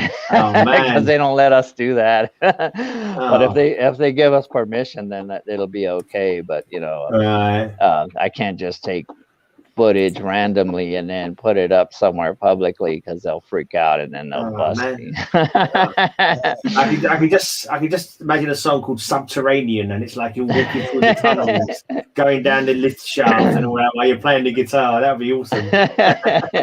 Well, it's an open pit mine, so it's like a big giant bowl where they dig. They dig, Right. But but I wanted to call it Borax Road, because it's actually on a road called Borax Road, and we mine borax. Right. And borax is a mineral that they use to harden glass for chemistry and car glass and technology, like the screens on your TVs and your cell phones and stuff. They put it in that, and it's like. There must be a band called Borax, surely. Borax. The Borax band. Borax sounds like a thrash band. I'm gonna look it up. No, there's always band names with certain things. I think I found one band called Mordor at one point. Oh yes. Jewish. Borax. There's no band called Borax. If anyone is watching this and they're trying to put a band together with a new name, Borax. I found it. I've just looked for Borax. I spelled it wrong. Or maybe I spelled it wrong. You spelled it wrong. How are you spelling Borax then? I don't know. What's that? Just wondering how you spelling Borax. Did you find it? You say? Oh yeah, you spell it. Maybe You spell it with a Borax. That's how I spell it. Yeah. That's how yeah. I can't find it. I just put it in Borax. It's all fine. Then it says B-O-R-X. bass guitar and grunge married by Peter Hook bass line. That's the kind of description that goes with it. Sounds pretty cool, actually. I like Peter Hook as a bassist. So. Oh, it's not on Mel Archives. No. Oh, right, okay. You gotta get the Andre, there's also other bands out there, not a metal archive. Yeah, so it's not a metal band. Borax is one of them. They're not metal. Right, okay, that's right then. Yeah. Should be a metal band. Yeah. It's funny when you're talking about shelved music. You shelved that album from 1988 until a few years ago. There's a really good documentary about this band called Death from the 70s. They're an all-black sort of proto-punk band. Great documentary. Oh, yeah, I've seen that. Oh, it's a fantastic documentary. I've seen that, yeah. We shelved the album from 1975. Yeah, I've seen that. That was great. 10 years ago or something, right? So you never know. You just never know. Yeah, I just stumbled across that, in fact, a couple of weeks ago. That was pretty cool. Yeah. And it's a really good album as well. I really like it. Yeah. Well, shoot, man. I gotta probably get back to work and stuff, but it's been great hanging out, man. Let's do this again. That's fun. Yeah, yeah, definitely. Well, so we do it every Friday. So, like, if you're free another time, just if you see us on, just come and message us in chat, and I can send you the link, and we can, hang out again. All right. All right, mate. Don't work too hard. Guys. How you meet you? Take care of It's yourself. good to meet you guys too. Thanks a lot, man. Cool you guys chatting, be good. You have a good day now. And you, mate. See you later. All right. Bye. All right. Let's go back to talk about that. See you later, mate. Cheers. All right. We didn't actually get around to talk about that video because obviously you came that was. You guys tell me what you think. I mean, that was awesome. Yeah, right. Yeah. I just love the front cover anyway. Just the idea of the caged chickens behind that's a Metastasis idea. Valnoir is absolutely brilliant. Of course, I mean, is fantastic. It was very interesting to work with him actually. Fucking cool.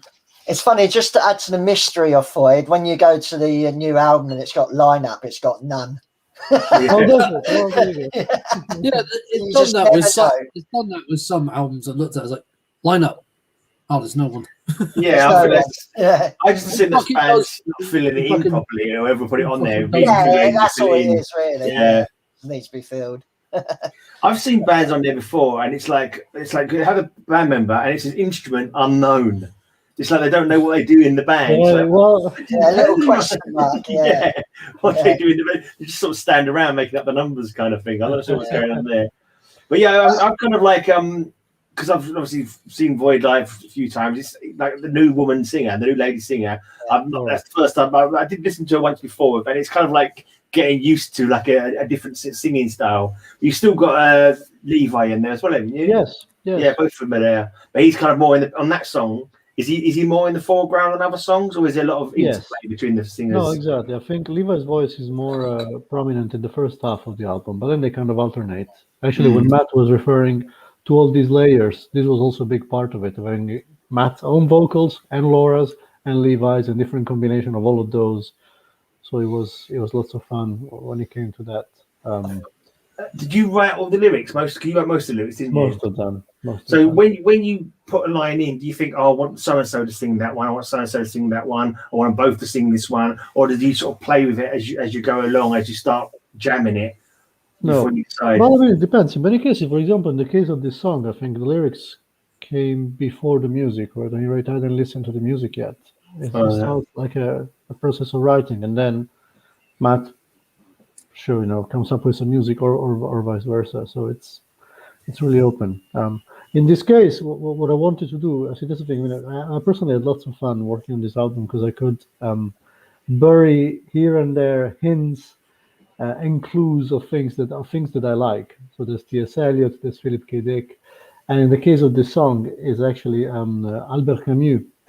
There is a short story by him about this missionary, about this guy who grows up and he wants to become a missionary, and he goes to this very dangerous place, and the people that he's supposed to convert actually cut his tongue off and stuff his mouth with salt, and then he goes a bit crazy, and it's a really dark story. So the inspiration for this song came from that. But at the same time, within the Hollow Man, it's yet another iteration of his experiences as he approaches what he thinks it's his death. Before becoming a chicken, before thinking that the world is coming to an end, he goes through this iteration, the one of sacrifice, so to speak. So there is that line about the taste of salt in my mouth reminds me of my childhood memory or something like that. That was a kind of wacky line. Yeah, thanks. Well, I guess I don't know about you guys, but surely most of us have been punched in the mouth as children, right? There's some, some circumstances. There's got that salty thing. So bringing together Camus and that sense of, It's funny, Graham, when you were saying like it's you got to try and get used to the new vocalists. But I find that with all the Void releases, you have to get used to it because they're different. They're so different. You think of and there's quite a long gap between them, albums and different members, and that sometimes almost like a 10-year gap and things like that. So obviously you've changed quite a lot as a band, haven't you, over the years in style? Yes, but I think that at the core of it is Matt's riff writing, and there are some continuities in that. There is something amazingly convoluted about it.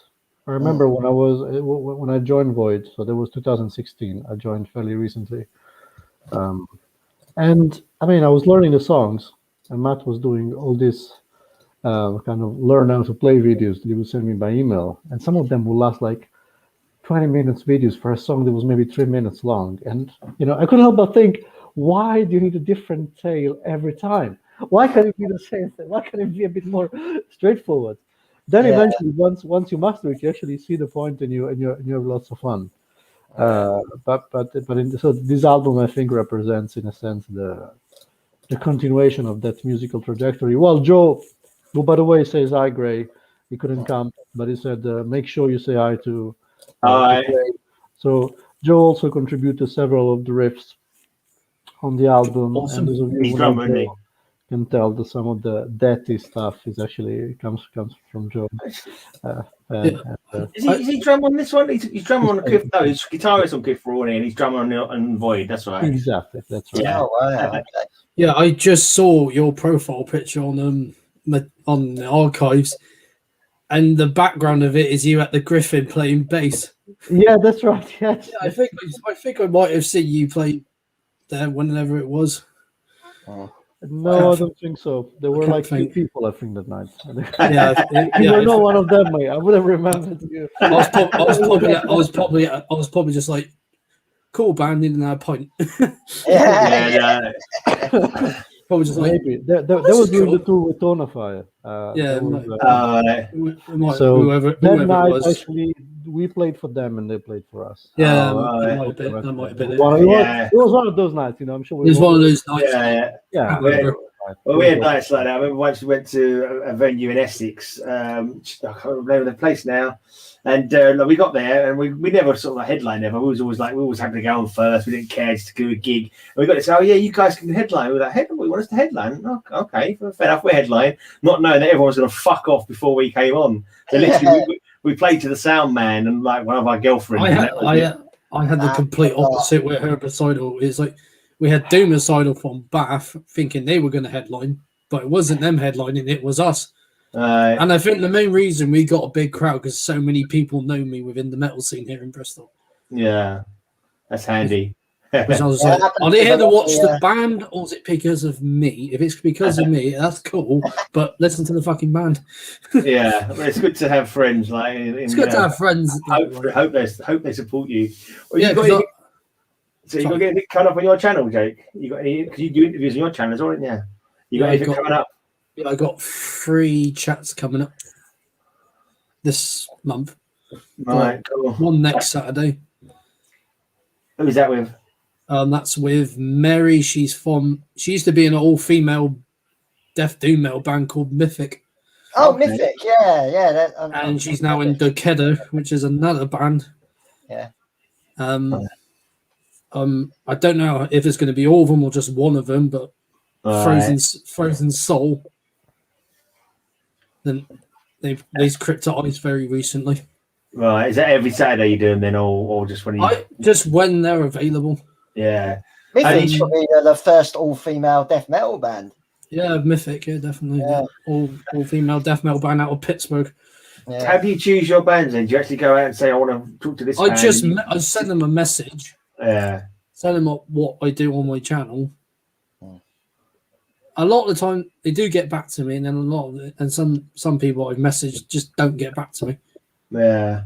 So all they do get back to me like, oh, I can't do it at the moment because I might have to get over to a friend's house who actually has like a working laptop or whatever, which is fine. I can wait however long. And so yeah, that's 2 I got so far for this month. I haven't got very many. I'm trying to get more, but I think everyone's just too damn busy with writing music or something else. That Black Tar Superstar, the drummer was on. Yeah, he wants to do it. Set out an interview.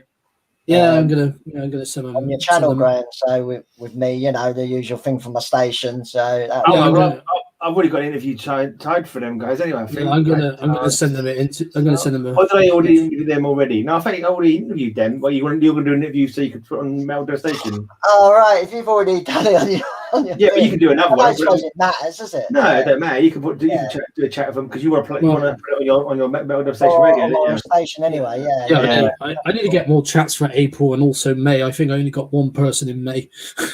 Right. And the third one is actually we mentioned him earlier because I showed the album, Carl Willits. Right, that's cool. I got him, but we're only going to be chatting about Memoriam stuff because that's his like most recent thing. Not most recent, not his most recent thing. Is his main thing now. I think he's starting to get people to watch. Actually, he's not too bad getting bands. He's getting people to watch you talking to bands, which is the tricky bit. Yeah, I pre-record them. I don't really do them live. I need to stop doing them live again. Probably StreamYard, probably easier. I actually can do pre-record. I can actually record now, actually, so maybe I might start doing them. But we'll see how it goes. Whatever. See how it goes. See how it goes. It's kind of easy to do it like straight away live because you haven't got a fucking edit and I think. Well, I did that with Facebook. All I did was use my phone, put it over there, put the screen on my TV, just plug the TV into my laptop, get all that, and then you see them on the screen. Yeah. Go on. No, I was going to ask Gerardo, has they got anything planned, any gigs or anything of touring again with like any bands like Fauna Fire? Because you brought them over, didn't you? Did you go over to them as well at one point? No. Well, I think there was some discussion on that, but sadly that could never happen. Right. For the reasons that actually it was Joe. Joe put lots of work into bringing them here and giving them a very warm welcome, and it was super fun. Yeah. I mean, some of the gigs, like the one in Bristol, were not particularly successful, but it was a great experience. It was a great bonding experience. Let's call it that. Yeah, it's a pain in the arse, isn't it, when you try and put something on. And I remember I was putting gigs on in Walthamstow, and that band had come down from Scotland and played to about 5 people, and I just thought, oh man, you fly in. I know I was one of the 5. Yeah, because you used to do a newsletter. We gave out all the gigs around London, like a free newsletter, all like with some reviews in it, interviews in it, bloody well, saying who's coming on when. Told it was a Monday night, so Monday night, right at the end of the Victoria line. It wasn't the Great East location, was it? I suppose. Nah. Well, it's the same with Sonic Rebellion we do at the Plough. It's not a great location, and talking about the being headliners, a similar thing happens at that place. If you're headliners, it's probably the worst one because like bands fuck off and you're left no one watching. Although to be fair with Sonic Rebellion, a lot of the bands do stick around for that. Yeah. So, trouble with London, everyone only goes to gigs if they're in Camden. Anything outside Camden, people can't be asked. And pubs. And anything rock related just seems to be. All the gigs I've gone to have been in Camden. Yeah. There you go. And they put anything away from Camden, it's like. I went to Nambucca. Right. I've been to Nambucca. I went there back in February last year. It's not quite Camden. It's not quite Camden. It's close. Not quite Holloway Road. Yeah. So I've been somewhere outside it. Been to gigs Holloway Road was really and the garage. I actually like Nambucca because it's easy to get home from because you just walk to the overground. The overground straight to Leytonstone High Road, so it's like a piece of piss. Yeah, I went to the garage as well because they had Fin Fest, which was all like lots of Finnish death metal bands playing. And luckily there was a Witherspoons just across the road. It's like Witherspoons. Right. It's a cool rock pub opposite the bloody garage at one point. Food and cheap beer first. Cheap beer first, then go in there. Are you in East London, Gerardo? Are you in East London? No, I'm in Manchester. Oh, Manchester, that's a bit far. Well, How'd you get down for gigs and rehearsals and that? Well, to be fair, I didn't move here too long ago. Consider that the past year has been basically being locked in. I moved here maybe 2 years ago or so. And whenever I had a spare moment, I would still go to London to meet up with the guys and stuff. So I haven't explored the scene as much as I could/should have, but hopefully I'll be able to do that in the future. I'm sure it's great. There's some really cool places here. I just don't really get a chance to. So if you got any recommendation, actually, I'm part of a few Facebook groups, so I get a sense of what's happening in the Manchester metal scene, but I haven't really engaged with the people yet because, as I said, my kind of thing is still in London. So cool. But have you played Manchester before? When you no, we never played Manchester. Okay, that's something we should really work on. Now that you're situated up there, it should be easier, shouldn't it? Exactly. We played Leeds once. Birmingham. Have you actually got any? Obviously you can't do anything fucking set in concrete now. But what are the plans for touring up the album? Are you going to do another UK or? That would be lovely, But the main thing that I think we would like to do is to play the album in its entirety. So try a different kind of show. Because so far we played a few songs from the album here and there, but in combination with older material. So still kind of emphasizing the single songs. Instead, we just do it 40 minutes. That's it. No pause, no interruption. All the way through. Yeah, all the way through, exactly. So we like to see how that. What other instruments do you explore? Because you do like violins and stuff now and again. Is that prevalent on the new album? Yes, that is a strong. Actually, we were lucky to work with 2 amazing musicians, both of them two Polish classical musicians. One who played cello, and the other who plays violin.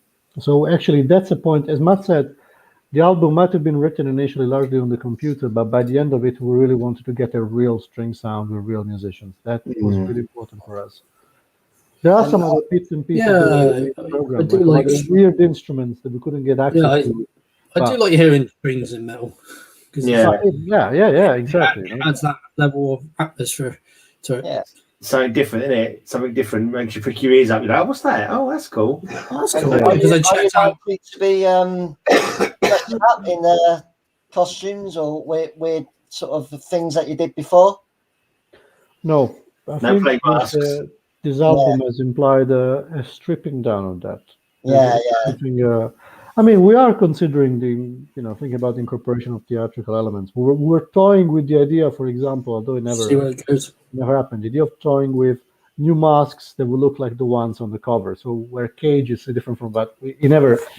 Matt and I were talking about this and thinking about what could be done, but we never got to it. But I like to think that by the time we'll manage to play the album live, there will be think of something. There will be something. There will be something nice. Yes. You could go with the stripping down idea and play naked. Yeah. Ideas. Look. Yeah. Maybe paint your bodies. You dirty bastard. All in paint. Paint your bodies like with body paint, but naked. Maybe small pants. Maybe I don't know. It's just an idea. No, it's okay. The instrument often will cover, the juicy bits, from the Hollow Man to the Naked Man. Sure, I mean, why not? I mean, as we said earlier, it's avant-garde, so I'm sure we'll find a way of justifying it. Yeah, you can get away with that. You can get rid of that if you're having gold band. You can get rid of that. Dip yourself in chrome or something like that, so you're all like shiny. Yeah, you just appear on stages. It's like lights come on. I'm blind. Yeah, I'm sure you'll come up with something. I will put your sunglasses on while just do it. What was that, mate? I hope no one steals the idea, I hope no one we're gonna do that. I will put your sunglasses on. Why just do it? Yeah. The light hits you and it's like, that would be interesting. My eyes. Visually that would be quite impressive. Life, that is. Yeah. This is getting better and better. Actually, they're very valuable ideas. Well, that's because people haven't played live for so long. Like I can see a lot of bands come out with some bizarre ideas for their first. Yeah. No, you're absolutely right. I mean, we played last time live about stuff. February 2019. It's been more than a year. Huh? It's a long time. How many people you got on stage now? When you actually, it's about 9 people. How many people do you have on stage now? It's quite a lot. It felt like 9. I take that as a compliment. No, it was like 10,000. 5 or 6. Is that all? Yeah. You have 2 singers now. You got 2 singers. And has he got 2 guitarists or just 1 guitarist? 2. There's Matt and there's Elliot. And you got a bass player. There's me. There's Joe on drums. Yeah. And we're hoping to have Agata Kubiak on violin. So right. That's 7. You not got a cello. You haven't got 2 Polish ladies, aren't going to be on stage with you? No, so the Polish lady playing violin and there was a Polish guy playing cello in the recording of the album. But live, we just had Agata playing violin. That was at the Dev, the gig that you saw on this part of that tournament. Yeah, that tiny little stage. He was a pain. Really, you played the Dev? Yeah. I could only be standing on the side. It was really painful to get out. It was lots of fun, but somehow it was really, really constrained. I didn't want to. Sweaty little venue. Yeah, exactly. But then you really get, I mean, we played the Dev a few times now. It's, I think you get a really distinctive energy. It's a really warm place. It feels like. I mean, I don't know, but then I also associate the Dev in particular with that gig because the night before was that gig in Bristol when no one was there, and inevitably, even though and I presume this goes for, I mean, that's part of the game, right? This is bound to happen, and yet there is inevitably a part of you that on those nights think, what am I doing? Yeah. And then in London, there was a gig after, and there were lots of people who really felt people's warmth, and that really made up for. And the the stage is quite low, isn't it? So you're almost like right in the face of people. They're right up to the front. Like it's kind of like, wow. This was cool. The Dev though, it's the premier sort of metal club in London. It's always busy. So like, if you can ever get a gig at the Dev, you'll always get a crowd. It's one of those places. Yeah, I mean that also helped. From someone from these wounds, is that a band? I'll ask my mate Alex. Yeah. Oh, okay. Yeah, because I've just been sending this fucking chat along so he would watch it. Yeah. I try to spam the blinking Facebook, my various pages on Facebook and all the blinking groups. I swear sharing stuff in groups is hardly worth the effort. It's hardly worth the effort. Yeah, you wonder, don't you? You do wonder. Hey guys. But mind you, when they sort of go back on, they've both the chats, like the Hangouts I've done already, both had like over 100 views. It probably just like people watching for 2 seconds and then buggering off again. That's what normally the case is. But I'll take it. I'm just waiting for one comment saying, "Oh, I'm going to watch a bit. I need to take a massive shit. I'll see you later." Yeah. So when you use Mixcloud, like the minutes, you can look at the minutes that get to actually watch, and you're like, it's quite sobering. It's a sobering thought. Yeah. I tried to get a club going, didn't I? Metal club going, Metal Allegiance, and it's fun, but when you're out of the general area, it's just so hard to get anyone to go to something different. So no one used to really come to that, but we still had fun. That's what you can we do. had fun. It's always a disappointment, but what can you do? You keep plugging away. You do. Keep plugging away, exactly. This other band might be coming on in a minute. This was it Behind the Horror? Because they are they said they don't get home from work till 7 or something like that, which I think might have been midnight over here. So we might have a couple of. It's a Brazilian thrash band, but they've moved to America. I chatted to them quite a few months ago now. I might just give 5 minutes then, because I was going to fuck off. But if they do come on, I'll. We'll give them 5 minutes. So give them 5-10 minutes, unless anyone's got anything they want to talk about. I think we've covered everything about Void now. We can't much else we could say. I mean, how long have you been in Void for? You've not been in Void since the start, have you? Since 2016. 2016. I'm quite new. 2016. Yeah. How did you meet up? It was a completely different band, wasn't it? When it first started, like different member. Was it just like one member doing stuff? Yeah. Well, I mean, Joe has been in Void for a while now. Yeah. And Levi also has been there for a while. So replaced the previous singer. Band. Because that's what Void used to be called. The band I just posted in the private chat. That's what they used to be called. Right. And I think it was only 2 of them at the time. Yeah, there you go. Exactly. Look at them. Yeah, that was exactly. Right. I didn't see that before. It's the first time I've seen that. I noticed everyone was trying to find Void because there's so many Void. I found and I thought, it needs to be called this. And it just says on that one black metal, but for some reason for Void is industrial black metal. What the fuck? Yeah, that's what he was talking about before when he was with Mac McInerney. Yeah, I didn't realise he was I was just trying to get my head around it. It's like, then we watched that video. I thought, what's industrial about it? I couldn't really hear anything that was industrial about it. I think the early one. I think the definition applies. I mean, is perhaps a fair description of post-human. Avoids the first full encounter. I think it's fair to say it's industrial black metal. Already the second full length, already kind of a privileged, more organic sound, so to speak. Already was detached from that, and the Hollow Man perhaps is a way of going back to some of those things, some of those atmospheres, some of those soundscapes. I mean, it seems to me that I don't know what you guys think, but. I'm saying this both as someone who listens to music, but also someone who tries to write and do it, that we should really not be afraid of writing the music that resonates with what we experience rather than with some stylistic model. And in a sense, when I listen to black metal, I listen to lots, mostly of Scandinavian stuff, mostly, not only. And there is something, it's very therapeutic, right? There's something really cathartic about it. You put your headphones on and suddenly you feel like you're in this snowy place. It feels good somehow, right? Yeah. This is so, it feels so great because it's so remote from our experience. So when we're writing The Hollow Man, we thought this should feel like London. It's oppressive, it's crowded, it's dystopian. You don't even get that sense of catharsis anywhere. It's just people, iron industry, discarded things, rubbish. It's toxicity, you know. I don't know how to put it, but you see what I mean. Yeah. So we kind of wanted to. So whether or not it's industrial black metal, I don't know.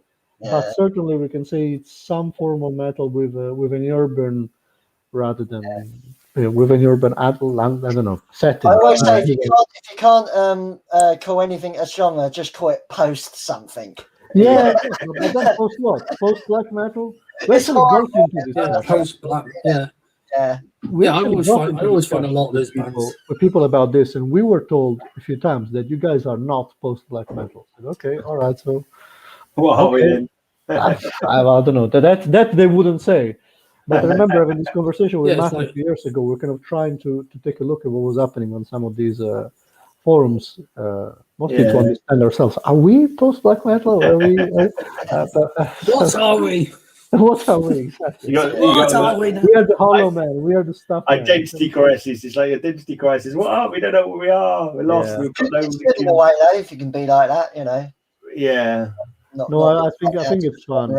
I mean, I think that metal, more so than other musical genres, really shows the full extent to which labels are a double-edged sword, right? Yeah. On the one hand, they guide you through what is otherwise an incredibly complex musical landscape. At the same time, you don't want to be limited or defined. You don't want to be defined. Sometimes I don't know if this happens to you. Sometimes you have conversation with people about bands that you like. Yeah. And you feel that the labels are explaining away, avoiding the conversation. They are basically burying the conversation. Oh yeah, that band is this and this and that. Yeah. Oh, that band is post-folk, I don't know, post-folk industrial doomy, I don't know, whatever. And then that seems to be the thing. The labels seem to be a proxy for the real thing, rather than something that guides you and makes you explore and understand what's at stake. Sometimes, but that might be just maybe my impression. I don't know. I just feel. I think it's probably a bit more open now. Like people don't take it's quite set in iron as it used to be. And I never really understood the difference. Like when I was getting into metal, I didn't know of other friends into metal, and I'd say, "Oh yeah, this is thrash," and someone said to me, "No, that's speed metal," and I was like, "What the fuck? That's the difference." It's like I couldn't the BPM. It's like it's just it sounds like the same sort of thing to me. Like, but I think like you say, I think a lot of bands. It's even harder now, isn't it? There's so many. Yeah, you got fucking we're like death metal. You got brutal death metal, technical death metal, slam death metal, aggressive, death, doom death, fucking black death metal, fucking blackened death metal, death thrash. It's all great fucking genres. Good in a way, though, isn't it? So many bands. Black and death metal. Don't they make power saws? Black and death metal. Oh, that's Black and Decker in it. So yeah. Or fucking funeral doom death metal. Yeah, that's true. Well, I was checking out a band from Australia called Ivan on the Jim Beerman show, and they're from Australia. They play funeral doom death. Yeah, and it's really, and they add strings in their in their music, so like a lot of violins and stuff. And I was like, okay. And I was on a walk earlier, yesterday at Ashton Court around my area here. Listened to it in the woods, and I was like, it just fit. Yeah, I like some funeral doom. I like some really slow crawling, little bit of drone kind of. My favourite funeral doom band I played a while back called Quercus, and they have church organ, real heavy church organ. Like it's just like wow, just like oh man, this is kind of. I think skepticism with the church organ in that. Are they? I don't know. Because I saw. Yeah, well, it's the keyboardist in the band, but it sounds like a church organ because I think he's got some setting on it. I don't know. Right. Oh, what's that? There's a band that can't remember. I don't know. Is it?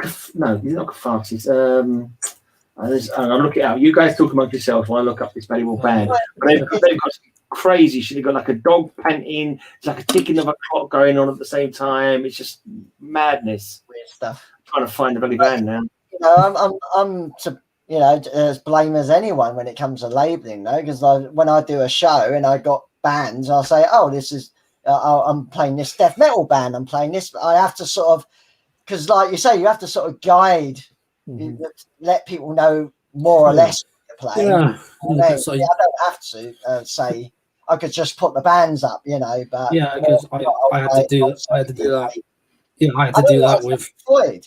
Because obviously I played Floyd. Floyd on my radio station, but I can't remember what I put you down as, actually. Yeah, I had to do that when the episode needed to release for my podcast because I was like, wait a minute. I was like, what's Warrior Pope again? Which is the bassist that's in Herbicidal with me is this other band, which is Drone Doom. But then if you go on their Metallum page, it's Drone Post Metal, which was like, what? I'm not saying post metal, I'm saying fucking Drone Doom because that's what it is. Metal now as well, haven't you? It's another strange new one. Yeah, that's War Gent as well. War metal, battle metal, bloody Viking metal, pirate metal. Yeah. Oh yeah. I keep thinking someone's gonna name a genre Amish metal. That's played on butter churners. Something. What is the other it's looking like this band might not be coming on, so I might actually bugger off. Good night, yeah. So nice to see you all, guys. Well, I mean, if you want to send me anything like MP3 for new, like the new album, because I don't have it, but I don't know if you're able to do that. It's like you say, you're really depressive stuff. Don't worry. Yeah. Thank you so much, Ulrich. Right, yeah. See you later, mate. See you. Cheers. See you later. I found that band I was trying to remember. It was Pandemonium. Shape of Despair, there's another band there. Crazy stuff on there. Got an EP called Chaos and Confusion. They're Confusion. Progressive avant-garde death metal, and it's seriously one part of the song. It sounds like a dog. Yeah, that's another one. And it sounds death metal, like a clock ticking, and all kinds of weird noises go on this track. It's like wow, blows your mind. What the fuck? Just play avant-garde progressive Scandinavian post-doom death grind. Well, because it's the thing with my mate Alex who just said that, and he used to be in a funeral doom band called Ave Eternal, and it was that very heavy, slow stuff, and he was the vocalist and the guitarist. What about you, Joanna? Did you have any other bands other than Void? Was it Void your first band, or? No, I had bands before. Actually, I had a trash metal. I was talking about labels. I had a trash metal band in high school. Trash metal is fun. Trash old schooly kind of stuff. We recorded a demo. What was the band called? Narcosynthesis. Narcosynthesis. Okay, no, never heard of it. That's not the name. Did you know? Can't say I have. And then more recently, I've been involved with a project. I'm still actually kind of working on. It's kind of a hip hop jazz fusion kind of thing. Hip hop jazz. Yeah. Hip hop jazz fusion. My God. It's a fusion of hip hop and jazz. And the band is called Udon Valleys Collective. James. Udon Valleys Collective. Udon Valleys Collective. You will not find it on Metal Archives. No, yes, you're not. We just released an EP 1 year ago. Jazz fusion. Have you got like a hip hop name on there? Have you got like an alias like G Funk or something like that? No. G Jazz, G Jazzy Hip.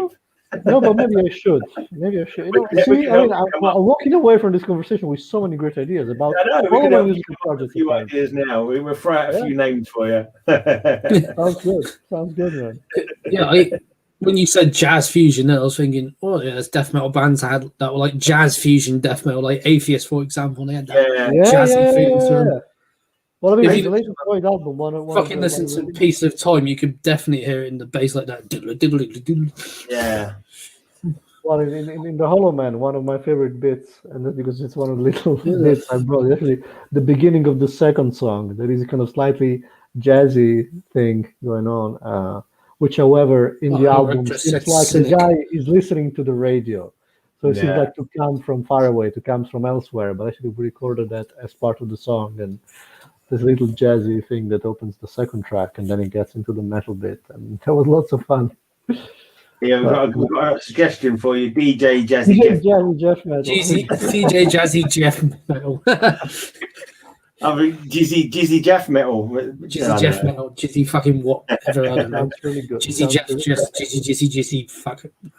Yeah. I don't know what to say. We're on to something. Fuck you, Alex. It sounds like you got word salad going on there, mate. It sounds like you've lost the plot. I always fucking plot. Right, Elric's put his email in the chat if you want to send him a track to play on his. Have you sent him your herbicide all yet? Oh, not yet. Not yet. I'm actually going to copy his email address and paste it somewhere, so I remember what the fuck it is. I'm placing it into the back office private chat as well, in case you can. I think you can probably copy and paste it from there easier. Yeah, you can copy and paste it from there if you need to. Yeah. I'll send him the herbicide. The Dalric wrote Cynic. I mean, Sean Malone. Like, amazing. Like, this one is my favorite. I didn't dig Cynic. Okay, Alex is just losing his shit as usual. Cynic were too kind of jazzy for my taste. I mean, that Cynic was like, everyone heard of Cynic like long before they put their album out, didn't they? Because they was guesting on so many different bands' albums. I only got their first album. That's it. Was it Focus? Focus. All I remember is something of Gaia. Something of Gaia. I can't remember what it was called. Maya. Tale of Maya. Was it Maya? Was it?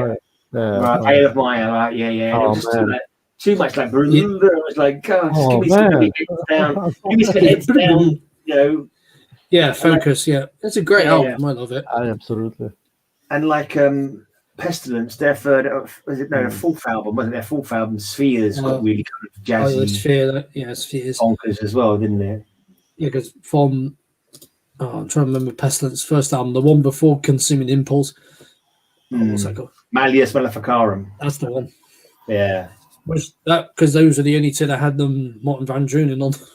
Oh right, yeah. And then he left and joined Asphyx. Right.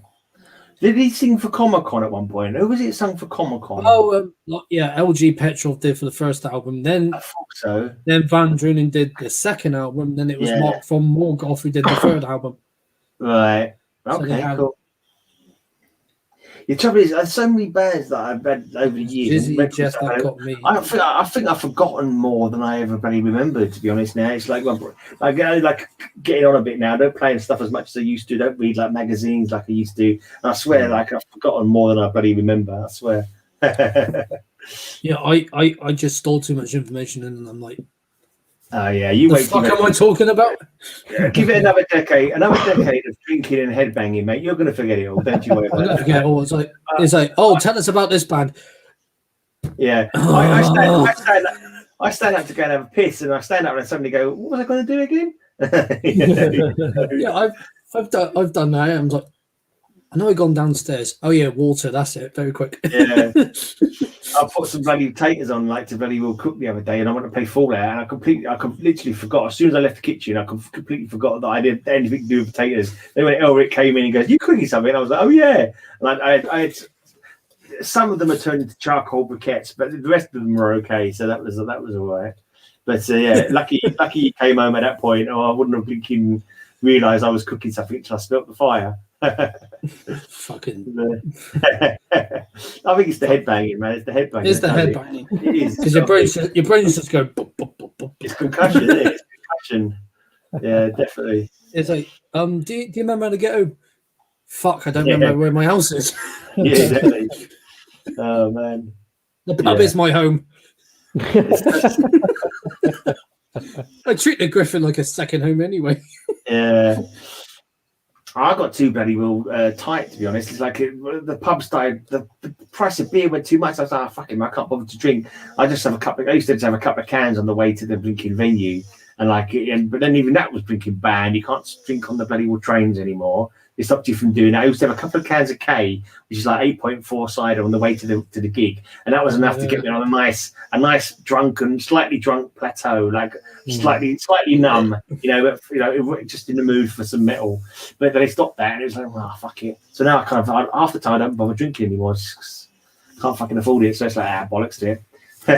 Fucking bollocks to it. Yeah. We're kind of spoiled. We get free gigs at the Unicorn, like all the gigs at the Unicorn are free. Yeah. So, I went there twice. Yeah. First time I went there, and my mate's band Separation played the Unicorn. No, Separation. 2012, I think they played. Because I was staying out there in a place they used to live in. It was Knoll. I'm trying to remember where Knoll now. Not Knoll. bloody Eastern that way here in Bristol. Okay. Around, and yeah, we went to London because the drummer's dad was taking us up to London, and got there, and it's like, oh, so it's free to get in, but I still got to pay for my drinks. That's fine, isn't it?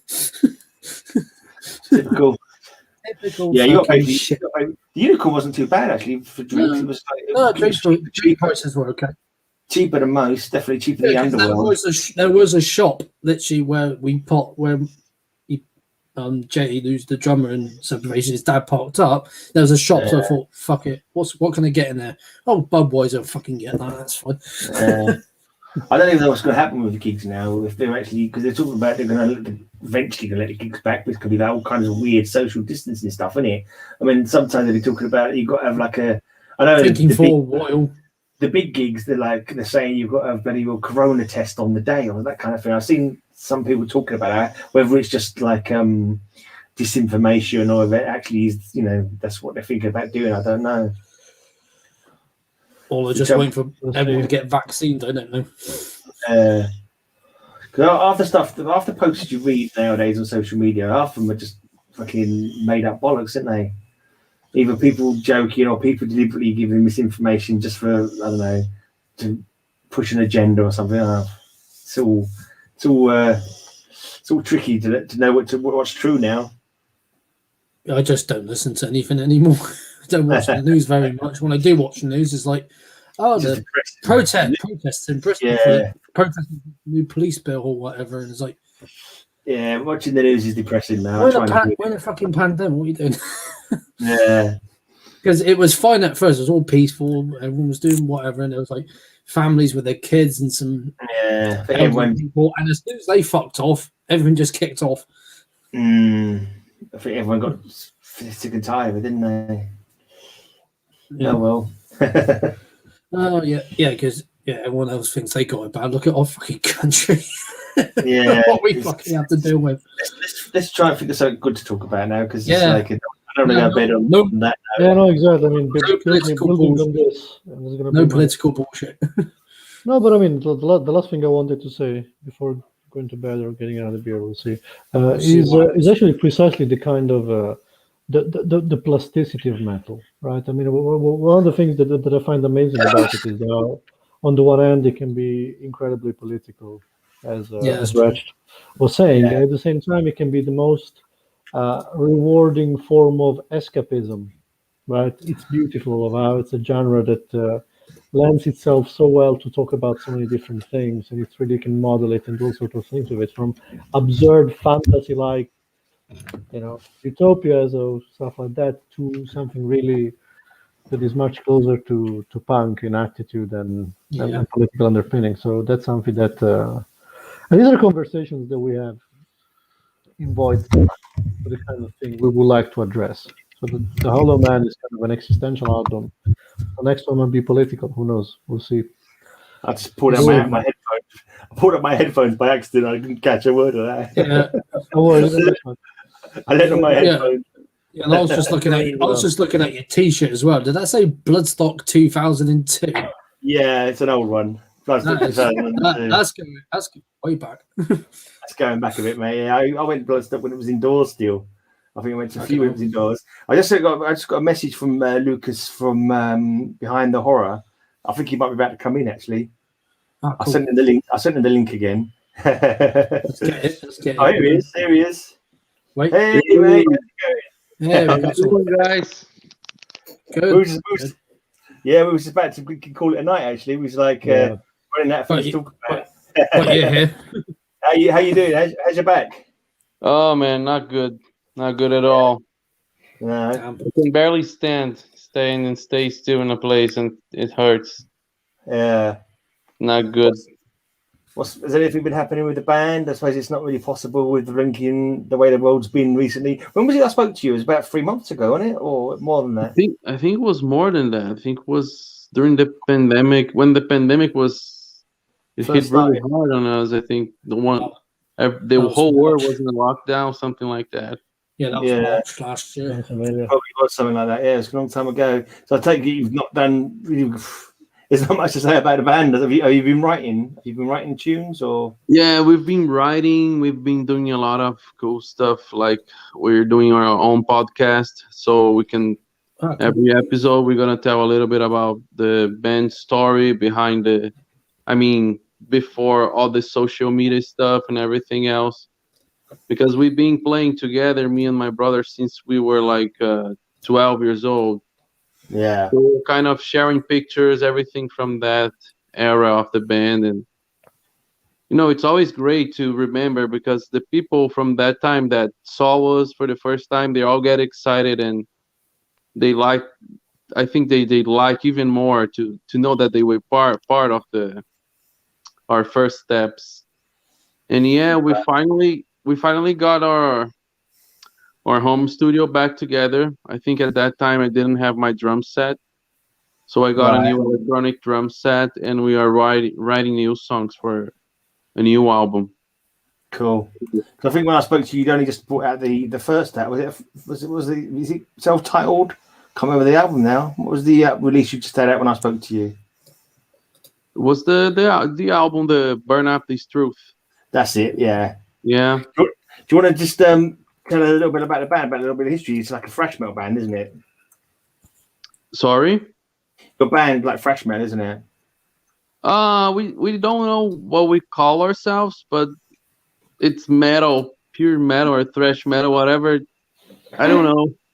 Because we have so many different influences, and when we make our music, we like the last weekend. Me and my brother, we were like just jamming, and we were listening to a lot of death. Yeah. So we were playing like really death metal stuff, but at the same time we mix with just metal. I honestly don't know what to say. You just play what you want to play, basically. There's only two of you, isn't it? Just you and your brother. It's the whole band, isn't it? Yeah, just me and my brother and a laptop. Yeah, because I remember you saying, like, I was not saying a long time ago we talked, but you were saying like you kind of like a front and center when you did gigs. So your drum kit would be right at the front. So you'd like kind of like you'd be standing up and getting into, not just sitting there behind a kit hiding, but you were kind of like an integral part of the show kind of thing. Yeah, exactly. Because the way we usually, when we have the time and the space to set up this way, one on each side, we set up the stage this way. There's some venues that we go to play that they don't allow, and the logistics stuff for the drums, it's not too fast to change to set up me and my brother one on each side. So what we do is when we don't have the chance to put the drum set down, he sings on both microphones. Right. So this way he can move around the stage and fill that gap that we have. But we wish we would have like at least a bass player to play with us, but we want someone that can like add more stuff, not just come and play, because we've been doing a lot with the band, like with social media, promoting, investing as well. So we want someone to be a real partner on everything, because someone to put some effort into it. Yeah. All right, cool. Yeah, have you been auditioning, or well, I suppose it's difficult to do anything at the moment. So, are you gonna audition for somebody when you get the chance? Definitely, yeah. There's a friend of ours that we played a few years ago when we first came to America, and he said he's always up to play with us, and he's a really good bass player. And every time, he even recorded a bass for one of the tracks of our last album, Burn Up This Truth. But we didn't end up using his bass because we kind of lost the fire and everything else. And Gabriel was the one that recorded all the bass phrases of the song. So, but yeah, we definitely would do like auditions and that stuff. But for now, I think just me and my brother, it's fine, because I don't know, we're getting so used to it. So because it's so practical, it's just me and him. If we get like a minivan, we can tour wherever we go. You know, my drum set is not that big, so it's just a small drum set. We have a laptop, an interface, and we play with backing tracks. Everything on the click, and we put some effects during the show. And you know, every place that we play, people like it, and they say, "Hey, I don't miss I don't miss anyone else in your band. You guys are great this way. Keep it this way." So we it's might kind of dynamic. It's kind of different than just like two people.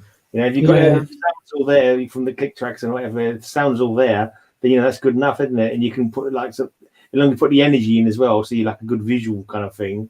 Then there's no reason why you can't just do two people. Yeah, I think it's better that way sometimes. Because just going to mention our band is only two people, and it's a band called Monolith, and you might know who they are. Greg, do you know a band called Monolithian? I heard it. Sure. I'm not too sure. Yeah, Monolithian is a two-piece.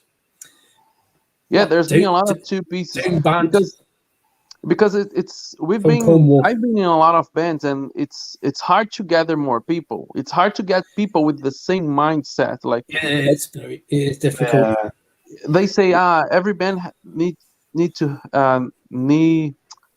every band has to have a leader and all this and that. But man, if even if you have a leader, but if people are not willing to follow that leader, nothing's gonna happen. And me and my brother, just me and my brother, have been doing so much together. Like in the past few years, we were in the selection to play for VAC and Open Air. But then the pandemic came and hit us really hard. Oh god, I've noticed that with bands before, like putting gigs on, doing my own band. There always seems to be like one person or maybe two people in the band who are like putting the effort in, and the others, like you say, just turn up. They just turn up to do a gig. They turn up for practice, but they won't do any like promoting or sharing stuff out or you know. Yeah, I've been having that with one of my mates' band, Alex, who's been in the chat. Our band, Aventel, or folk metal band. We've had so many different members come in and leave, but now we've got a stable line. Great. We just need to actually try and meet up when we can, when it's safe to do so. Well, we went through so many bass players with my old death metal band. We just said screw it, and we just like tuned down and played without a bass player. It was so nice, chunky. It was like that, dude. It sounds chunky enough. We don't need a bass player. I'm the bass player in the band I just mentioned. Yeah, so bass player, why is it always the bass player that gets sacrificed, right? Lucas was saying, or Gray was saying, I'm starting to feel a little as a bassist. I'm trying to feel a little uncomfortable. They can't sacrifice me. Bass players just drink too much of the beer rider, man. They don't need you. They're just like this. Well, we can't kill him. Why? He supplies beer. Yeah, no. It worked for us. We were sloppy as crap anyway, so it made a difference for us. You know, we weren't technical at all, so it made a difference. It was my brother was the bass player in my band, and he just didn't turn up for a gig one day. He was like, "Fuck, I can't bother," and so never mind. So I can't be bothered. Well, fuck's sake, that was basically it. Just give me 1 minute. I'm just gonna grab my headphones. It's gonna take a while because I can barely walk. Oh. Yeah, you gotta be able to play. You gotta be able to play drums, man. In the just future. 1 second. Mate. You need to be able to play drum. Yeah, hurting your back. If you're a musician and you've hurt your back, is not good. No, it's not good, is it? Or any part of your body. Really. Well, but have you guys ever done any solo kind of stuff? Because a lot of people like they've got their like real creative juices kind of thing, and like you haven't got time to do. Some people just sit down and do their own solo thing. Is that anything you've ever I got a folk project I need to finish a song on, so very atmospheric folk stuff. Like War Junior and stuff like that. I'm too lazy. I had a guitar, I had a drum kit, I had a bloody bass guitar. Too bloody lazy to learn to play any of them, basically. I'd sit and pick it up. That's fucking boring. I can't bother to do that. So yeah. I'm just trying to sort out a death metal band that I've had since about 2012, but now it's just full on to me. How many freaking bands you got, Jake? It's like not that fucking many. It sounds like you got more. It sounds like you got more bloody bands than underpants. well, I'm not going to tell you about my underpants, but bands not that many. Well, Herbicidal seems to be more active than Avintel and the other two bands that I'm in. Yeah, the other two bands are just me. Yeah. Okay, guys. I think on the note of Jake's underpants, I think I might call it a night because on the note of my underpants, he's just going to piss off. The sweetest spot for me. Cool. The night, I'll leave you to it. At least I can leave you on a sweet note. Exactly, the sweet spot. Exactly. Nice to meet you, Lucas. Take care, guys. Good night. Hey, nice to meet you too. Bye. Nice to meet you. Bye. Thanks for having us. Bye. See you in Bristol. Oh man. So what's life like? Were you in New Jersey, innit, Lucas? Yeah. New Jersey. Yeah. What's it like there now? Is it still locked down and like pain in the ass? No. It's pretty much everything is open and people are starting to get their vaccines and there's some venues that are open for concerts. Right, cool. It's getting right on track. It's getting on track. Is it social distance gigs or what's going on with I believe it's not. I didn't go to any yet. I want to get my vaccine first.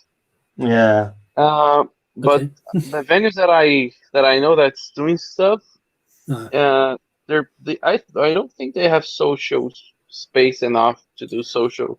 Okay, because we were trying to do that here in the UK like last year because Bridgewater did that and they had tables in there because two of my mates confirmed that because their band played. Yeah, I don't know. You guys are all in England, both of you. Yeah. He's in London. I'm in Bristol. Yeah. So how is everything? Kind of shit.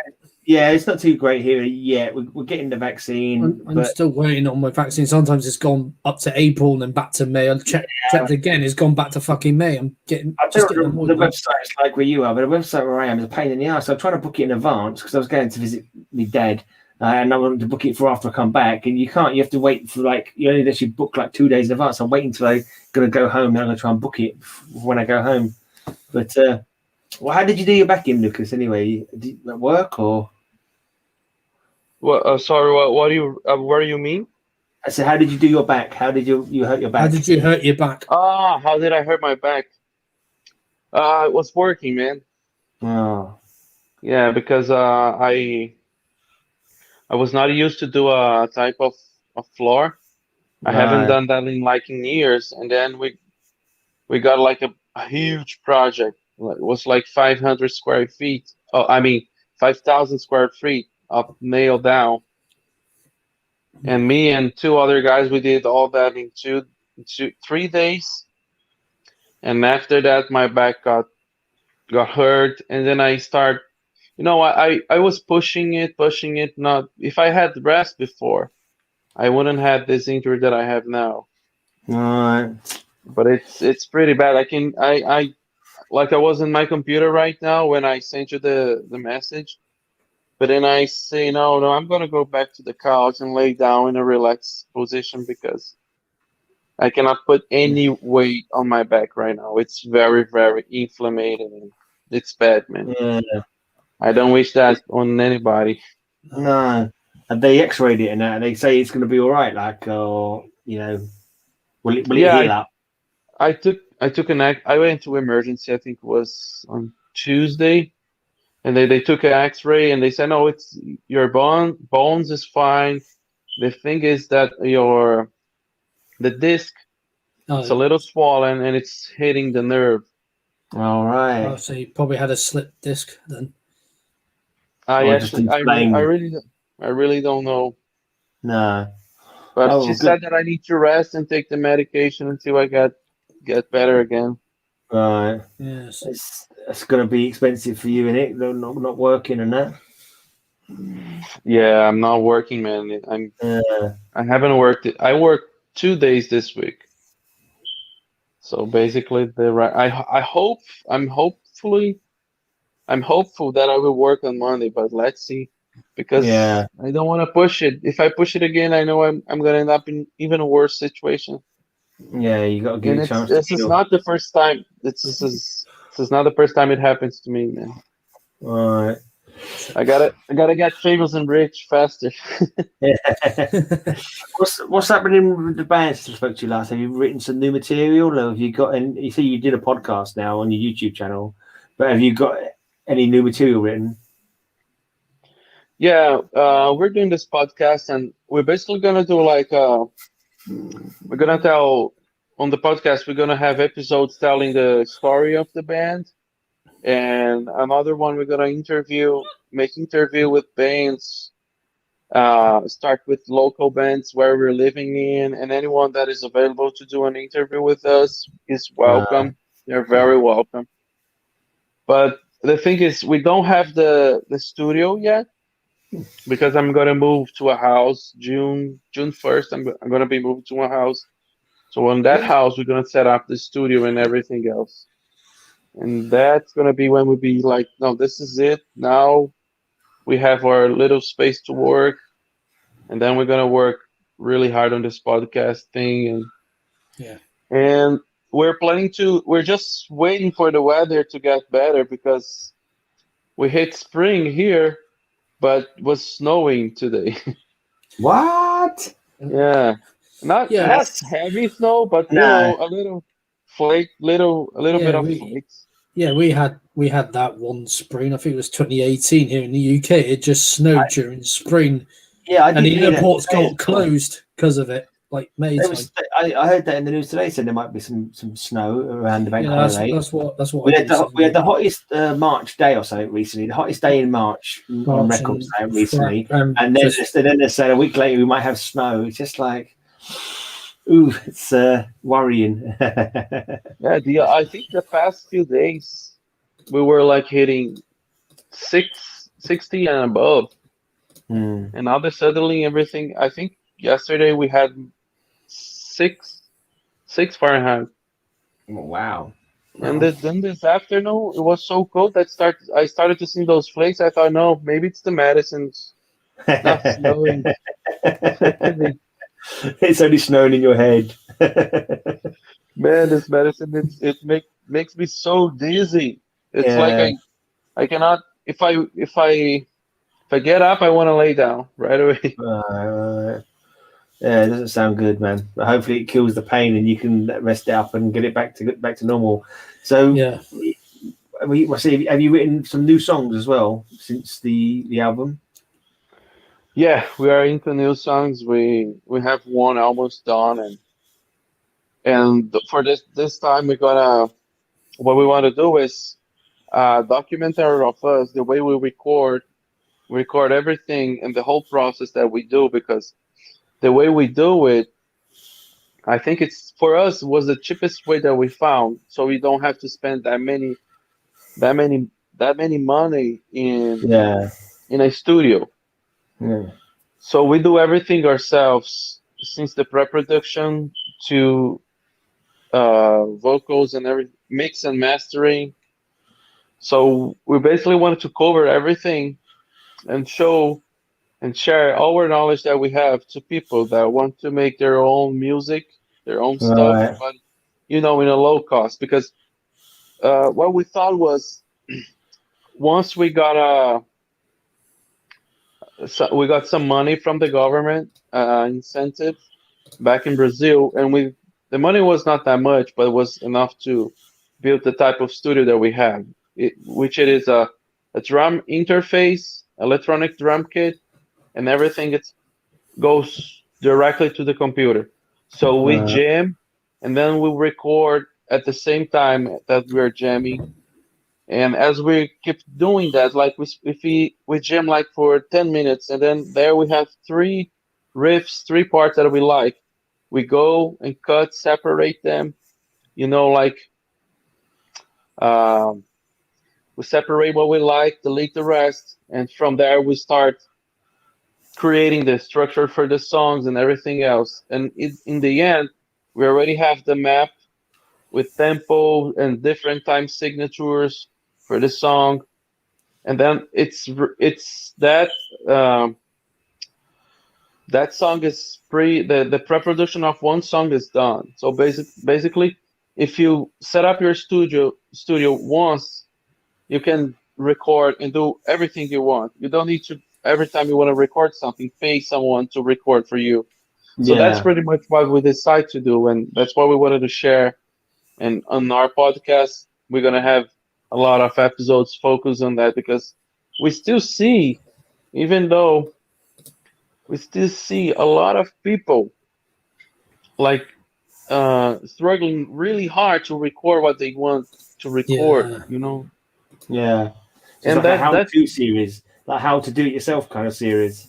yeah, and that's really. I know it's really tough for a musician, and because maybe sometimes the person doesn't have the money, doesn't have the maybe the time to be on the studio, because some studios you got to book ahead. There's a lot of people in front of you, and you having your own studio, the only thing you got to do is dedicate to know what you're doing, and then we're gonna do it for the rest of your life. You can record, like me and my brother, everything you want to record, we just go there and record.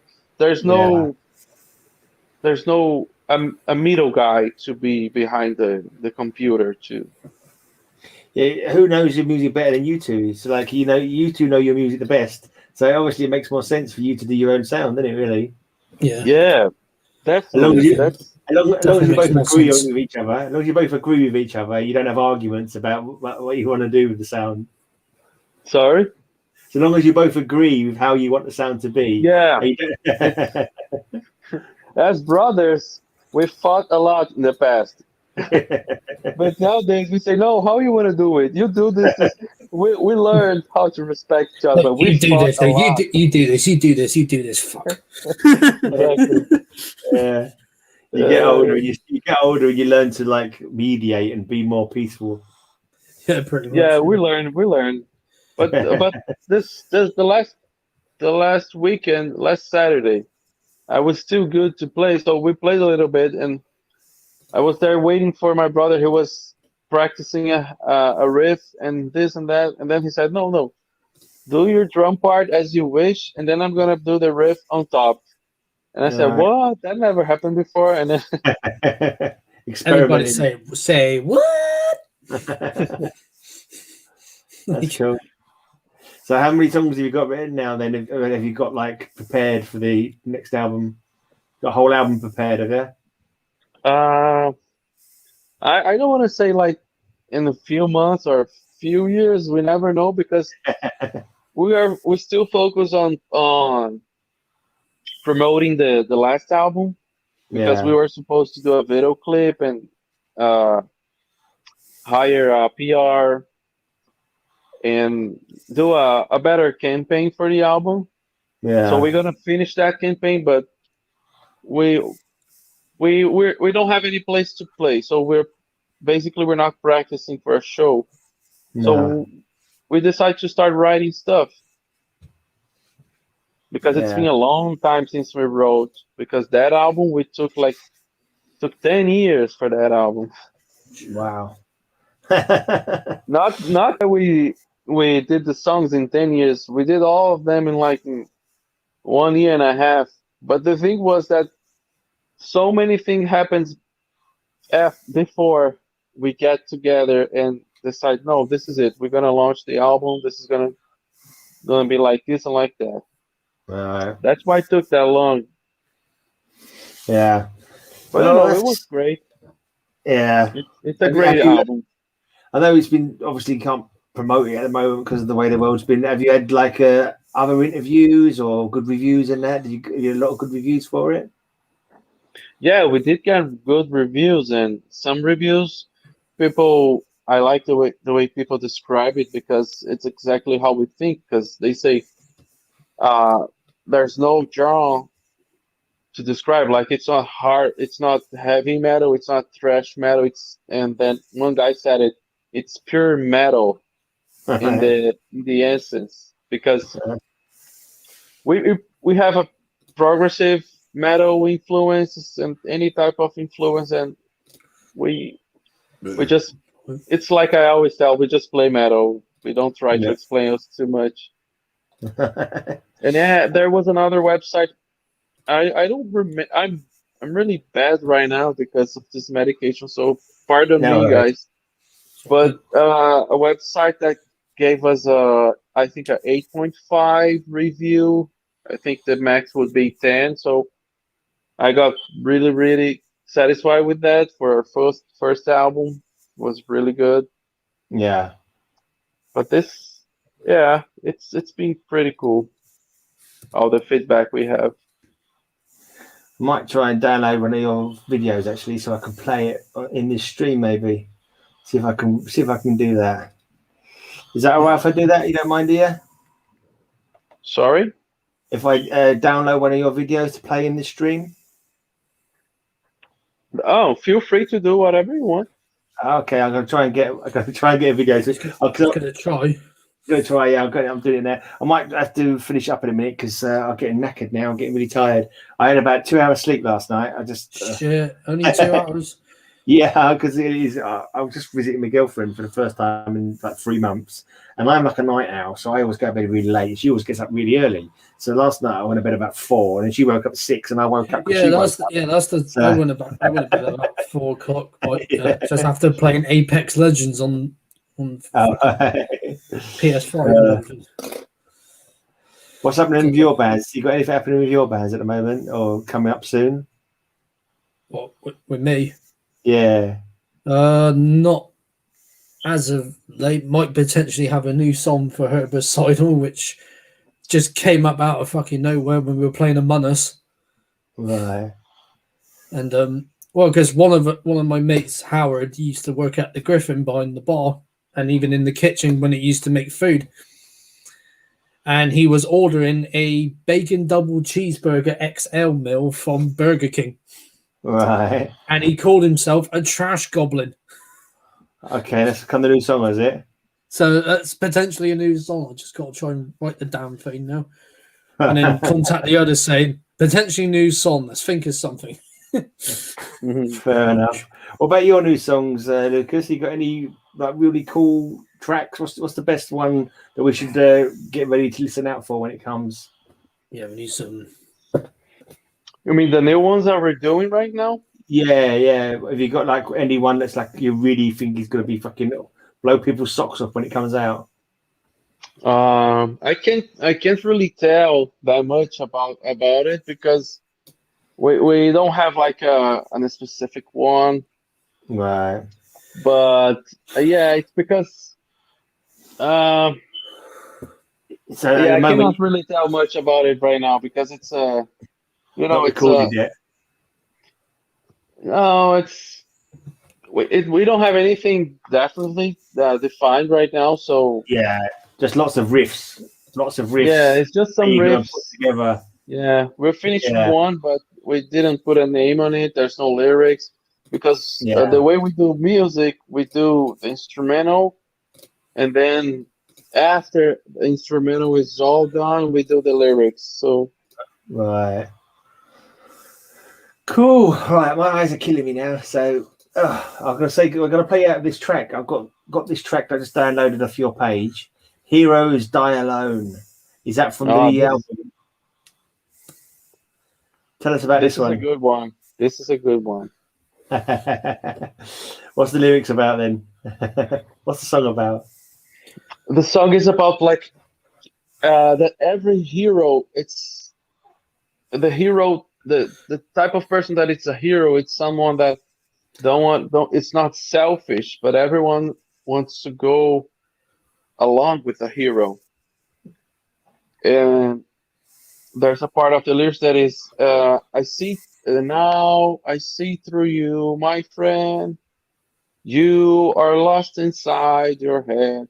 It's because everyone that follows a hero, it's someone that because you got to be your own hero. You cannot follow someone else. Exactly.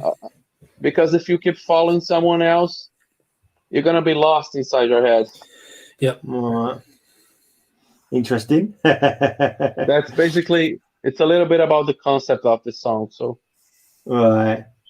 Okay, well, I think I'm ready to shuffle off to bed now. We're going to play out this song. Yeah, thanks for coming on, Lucas. Hope your back gets better, mate. Yeah, hope it gets better. Man, always good. Yeah. So we do. I'll hopefully be doing these like every Friday on my channel. So if you're ever bored on a Friday night and you want to come and join us, just come into the chat, say hi, and I'll send you a link. Yeah, if you ever want to join it, if your brother ever wants to come on at any time, or if you've got anything you want to, new you want to talk to us about, then yeah, feel free to come on. And I'll talk to you soon, hopefully. And Jake, I'll talk to you next week. Yeah. Yeah, that'll be cool. Right, I'm gonna play this video song. I'm gonna play this song, "Heroes Die Alone" by Behind the Horror. Cheers for coming, guys. Talk to you all soon. Hopefully. Talk to you all soon. Have a good one. Yeah.